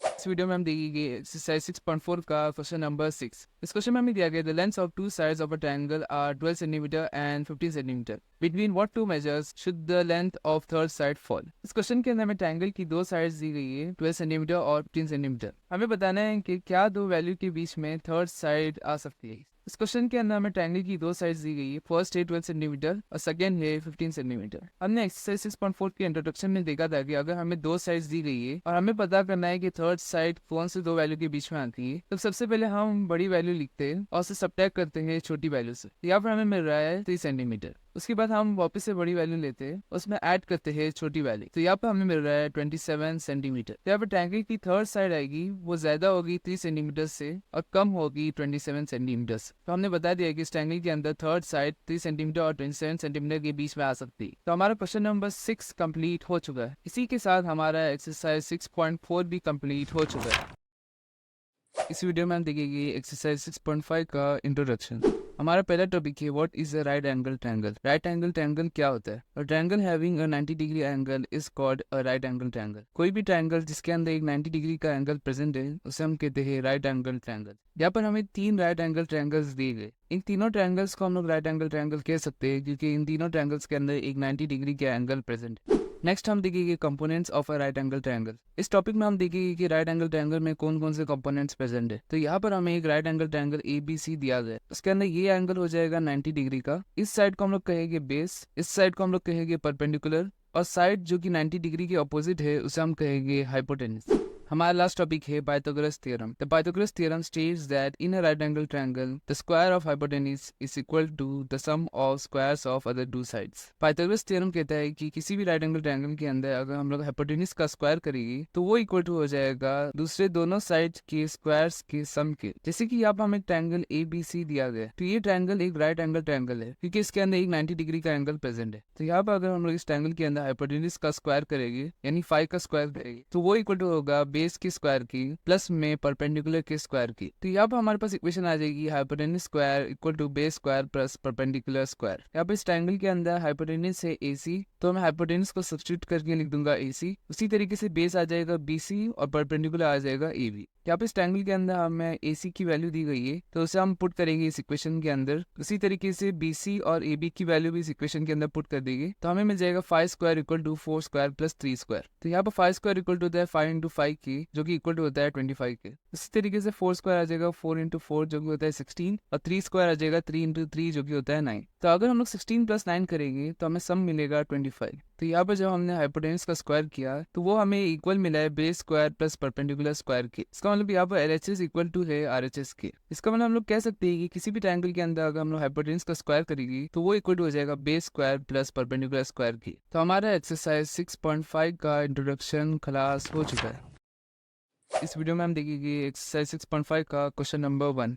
इस क्वेश्चन के अंदर में दिया गया PQR is a triangle right angle at P। If PQ equal to 10 centimeter and PR equal to 24 centimeter find QR। इस क्वेश्चन के अंदर हमें एक राइट एंगल ट्रायंगल PQR दिया गया है। इस ट्रायंगल को हम लोग राइट एंगल ट्रायंगल कह सकते हैं क्योंकि इस ट्रायंगल के अंदर एंगल P की वैल्यू है 90 डिग्री। उसके अलावा यहाँ पर हमें साइड PQ की वैल्यू दी गई है 10 सेंटीमीटर और साइड PR की वैल्यू दी गई है 24 सेंटीमीटर। हमें साइड QR की वैल्यू फाइंड आउट करनी है। हमें पता है कि हम किसी भी राइट एंगल ट्रायंगल के अंदर पाइथागोरस थ्योरम अप्लाई कर सकते हैं। पाइथागोरस थ्योरम कहता है कि किसी भी राइट एंगल ट्रायंगल के अंदर अगर हम हाइपोटेन्यूज का स्क्वायर करेंगे तो वो इक्वल टू होगा बेस के स्क्वायर के प्लस परपेंडिकुलर के स्क्वायर के। तो यहाँ पर हमारे पास आ जाएगा hypotenuse square equal to base square plus perpendicular square और इसका रीजन आ जाएगा पाइथागोरस थ्योरम। इस ट्रायंगल के अंदर साइड QR है हाइपोटेन्यूज, साइड PQ है बेस और साइड PR है परपेंडिकुलर। तो इस इक्वेशन के अंदर हाइपोटेन्यूज स्क्वायर के बदले आ जाएगा QR स्क्वायर इक्वल टू में बेस स्क्वायर के बदले आ जाएगा PQ स्क्वायर प्लस में परपेंडिकुलर स्क्वायर के बदले आ जाएगा PR स्क्वायर। नेक्स्ट हम PQ और PR की वैल्यू को इस इक्वेशन के अंदर पुट कर देंगे तो यहाँ पर हमारे पास आ जाएगा QR square equal to 10 square plus 24 square. यहाँ पर QR स्क्वायर इक्वल टू हो जाएगा 100 प्लस 576 के। यहाँ पर 24 स्क्वायर इक्वल टू हो जाएगा 24 इंटू 24 की जो कि इक्वल टू हो जाएगा 576 की। यहाँ पर 100 प्लस 576 करने पर हमारे पास सम आ जाएगा 676। यहाँ पर QR square as it is आ जाएगा तो यहाँ पर QR स्क्वायर इक्वल टू हो जाएगा 676 की। नेक्स्ट हमें इस नंबर को स्क्वायर की टर्म्स में लिखना है। तो क्योंकि ये नंबर बहुत बड़ा है तो इसका हम प्राइम फैक्टराइजेशन फाइंड करेंगे। तो यहाँ पर आ जाएगा 676 और सबसे छोटा प्राइम नंबर जो कि इस नंबर से डिविजिबल है वो है 2। तो 2 3 6 हो जाएगा, 2 3 6 हो जाएगा। यहाँ पर एक एक्स्ट्रा कैरी हो जाएगा। नेक्स्ट स्टेप में यहाँ पर 2 8 हो जाएगा 16। यहाँ पर 338 भी 2 से डिविजिबल है तो यहाँ पर 2 1 2 हो जाएगा और एक कैरी हो जाएगा। 2 6 12 हो जाएगा, यहाँ पर भी एक कैरी हो जाएगा। नेक्स्ट आ जाएगा 2 9 18। यहाँ पर 169 सिर्फ 13 से डिविजिबल है तो इसलिए यहाँ पर आ जाएगा 13 13 169। नेक्स्ट स्टेप में यहाँ पर आ जाएगा 13 1 13। यहाँ पर हम 676 को लिख सकते हैं 2 इंटू 2 इंटू 13 इंटू 13। यहाँ पर एक 2 को हम एक 13 से मल्टीप्लाई कर देंगे और दूसरे 2 को दूसरे 13 से। तो यहाँ पर 676 इक्वल टू हो जाएगा 2 इंटू 13 इक्वल टू होता है 26 के इंटू 2 इंटू 13 हो जाएगा 26। तो यहाँ पर 676 इक्वल टू हो जाएगा 26 स्क्वायर के। तो यहाँ पर हमने 676 को स्क्वायर की टर्म्स में लिख दिया। यहाँ पर 676 स्क्वायर की टर्म्स में आता है 26 स्क्वायर। तो इसे हम इस इक्वेशन में पुट करेंगे तो हमें मिल जाएगा QR square equal to 26 square. यहाँ पर स्क्वायर को राइट साइड में शिफ्ट करेंगे तो हमें मिल जाएगा QR equal to square root of 26 square. अब स्क्वायर और स्क्वायर रूट कैंसिल हो जाएगी तो हमें QR इक्वल टू मिल जाएगा 26। यहाँ पर यूनिट आ जाएगी सेंटीमीटर। तो हमें हाइपोटेन्यूज QR की वैल्यू मिल चुकी है 26 सेंटीमीटर।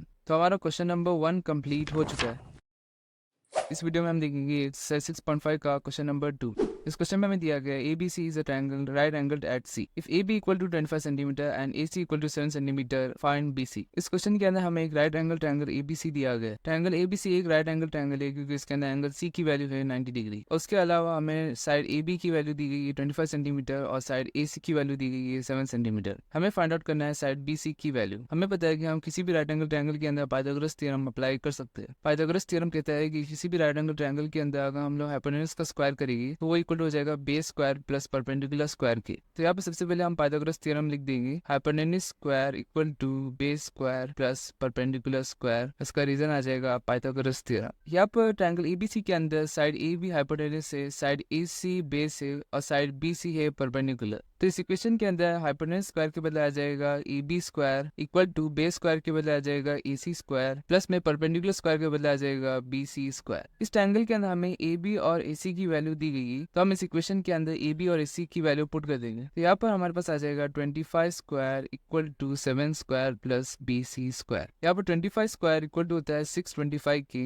इक्वल टू में यहाँ पर 7 स्क्वायर इक्वल टू होता है 49 के, प्लस में यहाँ पर BC square as it is आ जाएगा। यहाँ पर हम 49 को लेफ्ट साइड में शिफ्ट कर देंगे तो हमें मिल जाएगा 625 minus 49 equal to BC square. यहाँ पर हम 625 माइनस 49 करेंगे, यहाँ पर आ जाएगा 15, इसको कैंसिल करने पर आ जाएगा 11 और इसको कैंसिल करने पर आ जाएगा 5। 15 माइनस 9 इक्वल हो जाएगा 6 की, 11 माइनस 4 इक्वल हो जाएगा 7 की और 5 एज इट इज आ जाएगा। तो यहाँ पर 625 माइनस 49 इक्वल हो जाएगा 576 की, इक्वल टू में यहाँ पर आ जाएगा BC स्क्वायर। तो BC स्क्वायर इक्वल टू हो जाएगा 576 के। तो यहाँ पर भी हमें फर्स्ट क्वेश्चन की तरह इस नंबर को स्क्वायर की टर्म्स में लिखना है, तो इसलिए हम इस नंबर का प्राइम फैक्टराइजेशन करेंगे। तो यहाँ पर आ जाएगा 576। तो सबसे छोटा प्राइम नंबर जो कि 576 से डिविजिबल है वो है 2। यहाँ पर 2 2 4 हो जाएगा और कैरी में 1 आ जाएगा, हमें 2 8 16 मिल जाएगा और यहाँ पर भी एक कैरी आ जाएगा और लास्ट में हो जाएगा 2 8 16। नेक्स्ट यहाँ पर आ जाएगा 2 1 2, 2 4 8 आ जाएगा और 2 4 8 आ जाएगा। 144 भी 2 से डिविजिबल है, यहाँ पर आ जाएगा 2 7 14 और 2 2 4। नेक्स्ट यहाँ पर 2 3 6 हो जाएगा, कैरी 1 आ जाएगा और 2 6 हो जाएगा 12। नेक्स्ट आ जाएगा 2 18 36, 2 9 18, 3 3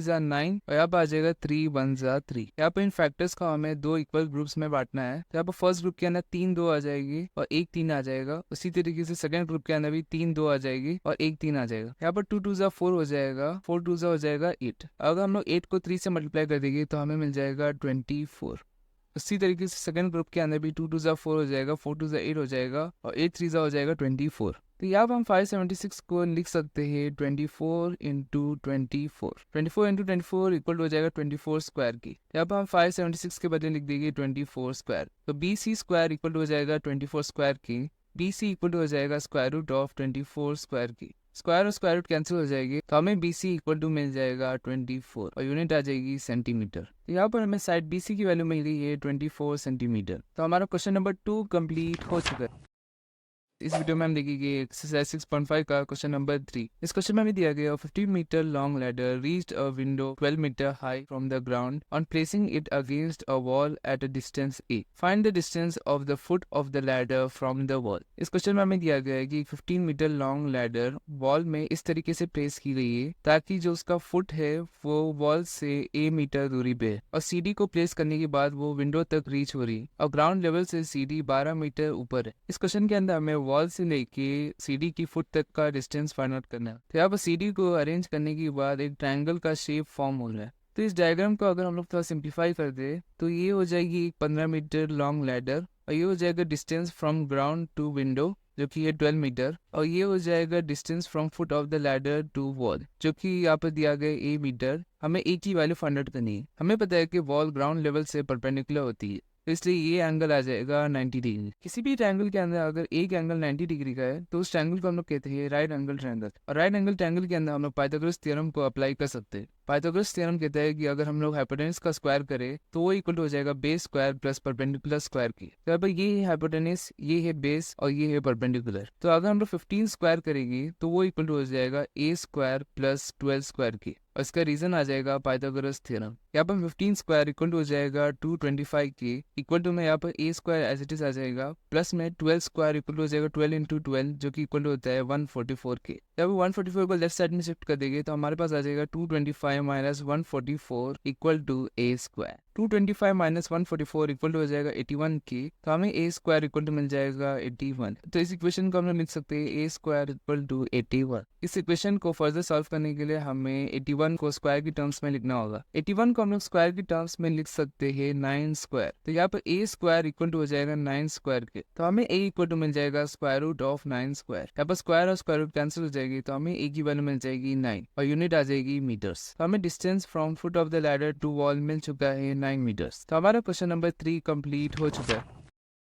इस वीडियो में हम देखेंगे एक्सरसाइज 6.5 का क्वेश्चन नंबर 4। इस क्वेश्चन में हमें दिया गया है which of the following can be the sides of a right angle triangle. इस क्वेश्चन के अंदर हमें 3 पार्ट्स दिए गए। इन पार्ट्स में हमें चेक करना है कि क्या ये साइड्स राइट एंगल ट्रायंगल के ये या नहीं, और अगर हमें पता चल गया कि वो राइट एंगल ट्रायंगल्स के साइड्स है तो हमें उस ट्रायंगल के अंदर राइट एंगल फाइंड आउट करना है। इस पार्ट के अंदर हमें 3 साइड्स दिए गए 2.5 सेंटीमीटर, 6.5 सेंटीमीटर और 6 सेंटीमीटर। हमें पता है कि right angle triangle Pythagoras theorem को फॉलो करते हैं। तो अगर किसी भी ट्रायंगल के अंदर हाइपोटेनस का स्क्वायर इक्वल टू हो जाएगा base square plus perpendicular square की, तो वो ट्रायंगल हो जाएगा राइट एंगल ट्रायंगल। हमें पता है कि राइट एंगल ट्रायंगल के अंदर हाइपोटेनस की वैल्यू सबसे बड़ी होती है। तो फर्स्ट पार्ट के अंदर हम लोग मान लेंगे कि 6.5 हाइपोटेनस है, तो यहाँ पर हम 6.5 का स्क्वायर करेंगे तो वो इक्वल टू होना चाहिए बाकी दोनों साइड के स्क्वायर की सम की। तो यहाँ पर 6.5 स्क्वायर इक्वल हो जाएगा 2.5 स्क्वायर प्लस 6 स्क्वायर की। तो यहाँ पर हम इस इक्वेशन को सॉल्व करके चेक करेंगे कि LHS इक्वल है RHS की या नहीं। अगर LHS इक्वल है RHS की तो इसका मतलब ये साइड्स राइट एंगल ट्रायंगल के साइड्स है। यहाँ पर 6.5 स्क्वायर इक्वल हो जाएगा 42.25 के इक्वल टू में आ जाएगा 2.5 स्क्वायर जो कि इक्वल टू होता है 6.25 के, प्लस में आ जाएगा 6 स्क्वायर जो कि होता है 36 के। तो यहाँ पर आ जाएगा 42.25 इक्वल टू 36 प्लस 6.25 इक्वल हो जाएगा 42.25 की। यहाँ पर हमें क्लियरली दिख रहा है कि LHS और RHS दोनों इक्वल है। तो इसका मतलब हम लोग कह सकते हैं कि तीनों साइड्स राइट एंगल ट्रायंगल की साइड्स। यहाँ पर मैं लिख दूंगा these are sides of right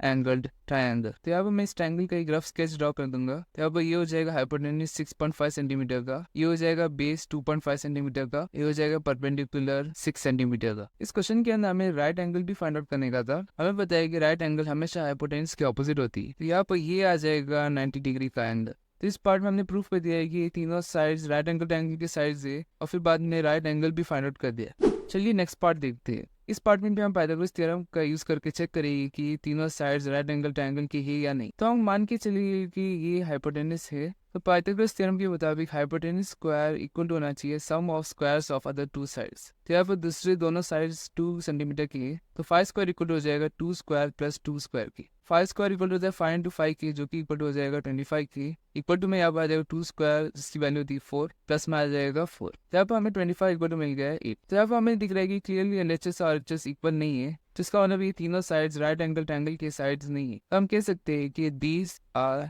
not sides of right angled triangle. तो क्योंकि ये तीनों साइड्स राइट एंगल ट्रायंगल की नहीं है, इसका मतलब इस ट्रायंगल के अंदर राइट एंगल प्रेजेंट ही नहीं है।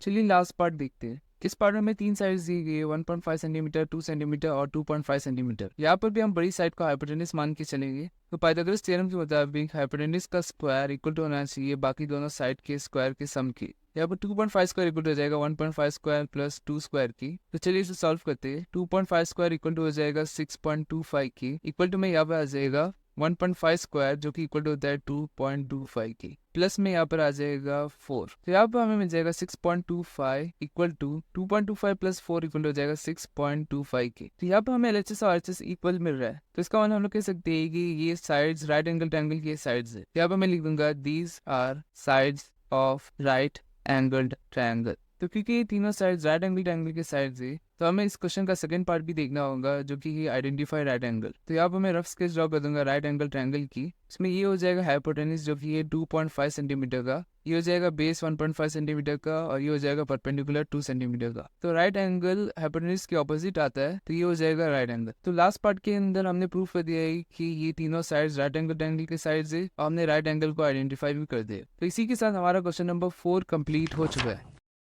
इस वीडियो में हम देखेंगे एक्सरसाइज 6.5 का क्वेश्चन नंबर 5। इस क्वेश्चन में हमें दिया गया tree is broken at a height of 5 metre from the ground and its top touches the ground at a distance of 12 metre from the base of the tree. इस question में हमें एक broken tree दिया गया है जो ground level से 5 metre की हाइट में कट हुआ है, और जो उस ट्री का टूटा हुआ पार्ट है वो ट्री के बेस से 12 मीटर आगे जाकर ग्राउंड पे टच हो रहा है। तो हमें ट्री की ओरिजिनल हाइट फाइंड आउट करनी है जब वो टूटा नहीं था। यहाँ पर अगर आप इस ब्रोकन ट्री के डायग्राम को देखिए तो आपको दिखेगा कि एक राइट एंगल ट्रायंगल फॉर्म हो रहा है। तो इस डायग्राम को मैं थोड़ा सिंप्लीफाई कर दूंगा। यहाँ पर ये हो जाएगा ब्रोकन ट्री की हाइट जो कि हो जाएगी 5 मीटर, और ये हो जाएगा ट्री का टूटा हुआ पार्ट जो कि हम मान रहे हैं x मीटर्स, और ये आ जाएगा distance from base of the tree to the tree top जो कि है 12 मीटर्स। तो यहाँ पर ये हो जाएगा 90 डिग्री क्योंकि ट्री ग्राउंड लेवल से परपेंडिकुलर नहीं खड़ा था। हमें पता है कि right angle triangle Pythagoras theorem को फॉलो करते हैं। पाइथागोरस थ्योरम के मुताबिक किसी भी राइट एंगल ट्रायंगल के अंदर हाइपोटेनस का स्क्वायर इक्वल टू होना चाहिए base square plus perpendicular square के। यहाँ पर हाइपोटेनस है x, बेस से 12 मीटर्स और परपेंडिकुलर है 5 मीटर्स। तो पाइथागोरस थ्योरम के मुताबिक x स्क्वायर इक्वल टू हो जाएगा 5 स्क्वायर प्लस 12 स्क्वायर की। तो इसका रीजन आ जाएगा पाइथागोरस थ्योरम। तो चलिए इस इक्वेशन को सॉल्व करते हैं। यहाँ पर x स्क्वायर इक्वल टू हो जाएगा 25 प्लस 144 की, x स्क्वायर इक्वल टू हो जाएगा 169 की। 169 को अगर हम लोग स्क्वायर के टर्म्स में लिखेंगे तो वो आ जाएगा 13 स्क्वायर। तो हमें x स्क्वायर इक्वल टू मिल जाएगा 13 स्क्वायर। x इक्वल टू हो जाएगा square root of 13 square. Square और स्क्वायर रूट कैंसिल हो जाएगी, हमें x की वैल्यू मिल जाएगी 13। तो यहाँ पर हमें x की वैल्यू मिल गई है 13, मगर हमें इस क्वेश्चन के अंदर h की वैल्यू फाइंड आउट करनी है। अगर आप इस ब्रोकन ट्री के डायग्राम को देखेंगे तो अगर हम 5 मीटर और x मीटर्स को ऐड करेंगे तो वो इक्वल टू हो जाएगा ट्री के ओरिजिनल हाइट की। तो यहाँ पर हमारे पास इक्वेशन आ जाएगी h equal to x plus 5। तो इस इक्वेशन के अंदर हमें x की वैल्यू पता है, तो h इक्वल टू हो जाएगा 13 प्लस 5 की। 13 प्लस 5 इक्वल टू हो जाएगा 18 की। तो हमें h इक्वल टू मिल जाएगा 18 और इसकी यूनिट आ जाएगी मीटर्स। तो हमें ट्री की ओरिजिनल हाइट मिल गई है 18 मीटर्स। तो हमारा क्वेश्चन नंबर 5 कंप्लीट हो चुका है। इस वीडियो में हम देखेंगे एक्सरसाइज 6.5 का क्वेश्चन नंबर 6। इस क्वेश्चन में हमें दिया गया है angles Q and R of a triangle PQR are 25 degree and 65 degree. Right which of the following is true. इस क्वेश्चन के अंदर हमें एक ट्रायंगल PQR दिया गया है। उस ट्रायंगल के अंदर दो एंगल्स की वैल्यू हमें दी गई है। एंगल R की वैल्यू है 25 डिग्री और एंगल Q की वैल्यू है 65 डिग्री। तो हमें बताना है कि इन तीनों इक्वेशन में से कौन सा इक्वेशन ट्रू है। तो इस ट्रायंगल के अंदर हमें दो एंगल्स की वैल्यू पता है और एक एंगल की वैल्यू अननोन है। किसी भी ट्रायंगल के अंदर अगर हमें दो एंगल की वैल्यू पता है और हमें तीसरा एंगल की वैल्यू फाइंड आउट करनी है तो उसे फाइंड करने के लिए हम एंगल सम प्रॉपर्टी का यूज कर सकते हैं। एंगल सम प्रॉपर्टी कहता है कि किसी भी ट्रायंगल के अंदर अगर हम तीनों एंगल्स को ऐड करेंगे तो हमें सब मिलेगा 180 डिग्री। तो 25 प्लस 65 करने पर हमें मिल रहा है 90, तो उसमें और 90 ऐड करेंगे तो हमें मिलेगा 180। तो इसलिए हमारा एंगल P आ जाएगा 90 डिग्री। किसी भी ट्रायंगल के अंदर अगर एक एंगल 90 डिग्री का है तो उस ट्रायंगल को हम लोग कहते हैं राइट एंगल ट्रायंगल, और राइट एंगल ट्रायंगल हमेशा पाइथागोरस थ्योरम को फॉलो करते हैं। तो पाइथागोरस थ्योरम के मुताबिक किसी भी ट्रायंगल के अंदर हाइपोटेनस का स्क्वायर इक्वल टू होता है base square plus perpendicular square की। तो इस राइट एंगल ट्रायंगल के अंदर साइड QR हो जाएगा हाइपोटेनस, साइड PQ हो जाएगा बेस और साइड PR हो जाएगा परपेंडिकुलर। तो इन इक्वेशंस में से इक्वेशन 2 पाइथागोरस थ्योरम को प्रॉपर्ली डिफाइन कर रहे हैं, क्योंकि ये इक्वेशन बता रहे हैं कि हाइपोटेनस का स्क्वायर इक्वल टू है perpendicular square plus base square की। तो इन इक्वेशंस में से इक्वेशन 2 हो जाएगा ट्रू। तो हमारा क्वेश्चन नंबर 6 कंप्लीट हो चुका है। इस वीडियो में हम देखेंगे एक्सरसाइज 6.5 का क्वेश्चन नंबर 7। इस क्वेश्चन में हमें दिया गया find the perimeter of the rectangle whose length is 40 centimetre and a diagonal is 41 centimetre. इस क्वेश्चन के अंदर हमें एक रेक्टेंगल दिया गया है। उस रेक्टेंगल के अंदर लेंथ की वैल्यू हमें दी गई है 40 सेंटीमीटर और हमें एक डायगोनल की वैल्यू दी गई है 41 सेंटीमीटर। हमें इस रेक्टेंगल का पेरीमीटर फाइंड आउट करना है। हमें पता है कि रेक्टेंगल के अंदर पेरीमीटर की वैल्यू होती है 2 × L + B। तो इस इक्वेशन के अंदर हमें लेंथ और ब्रेथ दोनों की वैल्यू चाहिए, मगर इस क्वेश्चन के अंदर हमें लेंथ और डायगोनल की वैल्यू दी गई है। हमें ब्रेथ की वैल्यू भी फाइंड आउट करनी पड़ेगी। तो यहाँ पर अगर आप ध्यान से देखेंगे तो ये एक राइट एंगल ट्रायंगल है जिसमें ये वाला एंगल 90 डिग्री का है। तो अगर हम इस राइट एंगल ट्रायंगल के अंदर पाइथागोरस थ्योरम अप्लाई करेंगे तो हमें ये वाली अननोन साइड मिल जाएगी। पाइथागोरस थ्योरम के मुताबिक हाइपोटेनस स्क्वायर इक्वल टू होता है base square plus perpendicular square की। यहाँ पर राइट साइड में 41 स्क्वायर इक्वल टू हो जाएगा 40 स्क्वायर प्लस में हमने अननोन साइड को मान लेंगे B और उसका भी स्क्वायर कर देंगे। यहाँ पर 41 स्क्वायर इक्वल टू हो जाएगा 1681 के, इक्वल टू में आ जाएगा 40 स्क्वायर जो कि इक्वल टू होता है 1600 की, प्लस में आ जाएगा B स्क्वायर। तो हम लोग 1600 को लेफ्ट साइड में शिफ्ट कर देंगे तो हमें मिल जाएगा 1681 minus 1600 equal to B square. तो 81 इक्वल टू हो जाएगा B स्क्वायर की, इसका मतलब B स्क्वायर इक्वल हो जाएगा 81 की। 81 को हम लोग स्क्वायर की टर्म्स में लिख सकते हैं 9 स्क्वायर। तो B स्क्वायर इक्वल हो जाएगा 9 स्क्वायर की। B इक्वल हो जाएगा square root of 9 square. Square और स्क्वायर रूट कैंसिल हो जाएगी और हमें B की वैल्यू मिल जाएगी 9। तो यहाँ पर हमें ब्रेथ की वैल्यू मिल गई है 9 सेंटीमीटर। उसी तरीके से ऑपोजिट साइड के अंदर भी आ जाएगा ब्रेथ की वैल्यू 9 सेंटीमीटर। तो इस रेक्टेंगल के अंदर लेंथ है 40 सेंटीमीटर और ब्रेथ है 9 सेंटीमीटर। तो चलिए लेंथ और ब्रेथ की वैल्यू को पेरीमीटर के फॉर्मूले के अंदर पुट करते हैं। तो पेरीमीटर इक्वल हो जाएगा 2 इंटू 40 प्लस 9 के। तो P इक्वल टू हो जाएगा 2 इंटू 49 के। तो हमें पेरीमीटर मिल जाएगा 2 इंटू 49 जो कि इक्वल होता है 98 के। इसकी यूनिट आ जाएगी सेंटीमीटर। तो हमें पेरीमीटर ऑफ रेक्टेंगल मिला है 98 सेंटीमीटर। तो हमारा क्वेश्चन नंबर 7 कंप्लीट हो चुका है।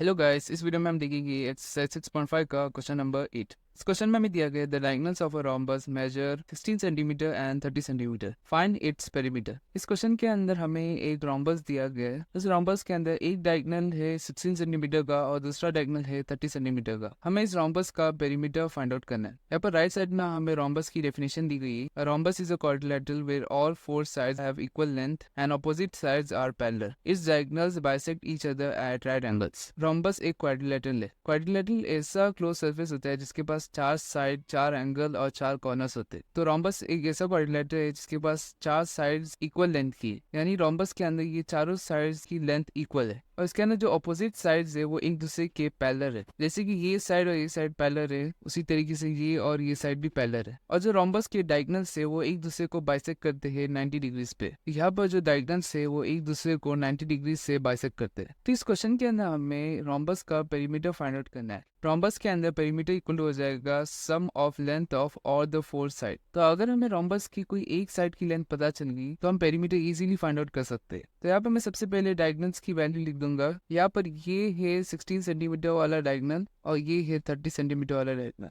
यहाँ पर रोम्बस की डेफिनेशन में हमें दिया गया कि डायगोनल्स एक दूसरे को 90 डिग्री से बाइसेक्ट करती है। बाइसेक्ट का मतलब है कि एक डायगोनल दूसरे डायगोनल को 2 इक्वल हिस्सों में बांटती है। इसका मतलब ये लेंथ इक्वल हो जाएगा ये लेंथ की। उसी तरीके से जब ये डायगोनल इस डायगोनल को बाइसेक्ट करेगी तो ये लेंथ इक्वल हो जाएगा ये लेंथ। तो ये पूरा डायगोनल की लेंथ है 30 सेंटीमीटर। अगर हम इसे 2 इक्वल हिस्सों में बांट लेंगे तो ये आ जाएगा 15 सेंटीमीटर। उसी तरीके से ये भी आ जाएगा 15 सेंटीमीटर। उसी तरीके से ये वाले डायगोनल को अगर हम लोग 2 हिस्सों में बांटेंगे तो ये आ जाएगा 8 सेंटीमीटर और ये भी आ जाएगा 8 सेंटीमीटर। तो यहाँ पर अगर आप ऊपर वाले ट्रायंगल को देखेंगे तो ये एक राइट एंगल ट्रायंगल है क्योंकि इस ट्रायंगल के अंदर एक एंगल की वैल्यू है 90 डिग्री। तो इस ट्रायंगल के अंदर हम लोग पाइथागोरस थ्योरम को अप्लाई कर सकते हैं। पाइथागोरस थ्योरम कहता है कि हाइपोटेनस का स्क्वायर इक्वल टू होता है base square plus perpendicular square की। तो हाइपोटेनस वो साइड होती है जो 90 डिग्री के ऑपोजिट आती है, तो ये हो जाएगी हाइपोटेनस। इस साइड को हम लोग मान लेंगे S क्योंकि ये रोम्बस की साइड है। तो यहाँ पर पाइथागोरस थ्योरम अप्लाई करने के बाद S स्क्वायर इक्वल टू हो जाएगा 8 स्क्वायर प्लस 15 स्क्वायर की। इसका रीजन आ जाएगा पाइथागोरस थ्योरम। तो यहाँ पर S स्क्वायर इक्वल टू हो जाएगा 8 स्क्वायर जो कि इक्वल टू होता है 64 की प्लस में 15 स्क्वायर जो कि इक्वल टू होता है 225 की। तो S स्क्वायर इक्वल टू हो जाएगा 64 प्लस 225 जो कि इक्वल टू होता है 289 की। 289 को अगर हम लोग स्क्वायर के टर्म्स में लिखेंगे तो हमें मिल जाएगा 17 square. S square equal to हो जाएगा 17 स्क्वायर की। S इक्वल टू हो जाएगा square root of 17 square. Square और स्क्वायर रूट कैंसिल हो जाएगी तो हमें S की वैल्यू मिल जाएगी 17 सेंटीमीटर। तो हमें S की वैल्यू मिल चुकी है। तो रोम्बस का पेरीमीटर आ जाएगा 4S क्योंकि रोम्बस के अंदर 4 साइड्स प्रेजेंट है तो पेरीमीटर इक्वल टू हो जाएगा 4S की। तो हमें P इक्वल टू मिल जाएगा 4 इंटू 17। 17 4 हो जाएगा 68। तो हमें पेरीमीटर की वैल्यू मिल जाएगी 68 सेंटीमीटर। तो यहाँ पर हमें रोम्बस का पेरीमीटर मिल चुका है 68 सेंटीमीटर। तो हमारा क्वेश्चन नंबर 8 कंप्लीट हो चुका है। इसी के साथ हमारा एक्सरसाइज 6.5 भी कंप्लीट हो चुका है और इसी के साथ हमारा chapter 6 triangle and it's property भी कंप्लीट हो चुका है।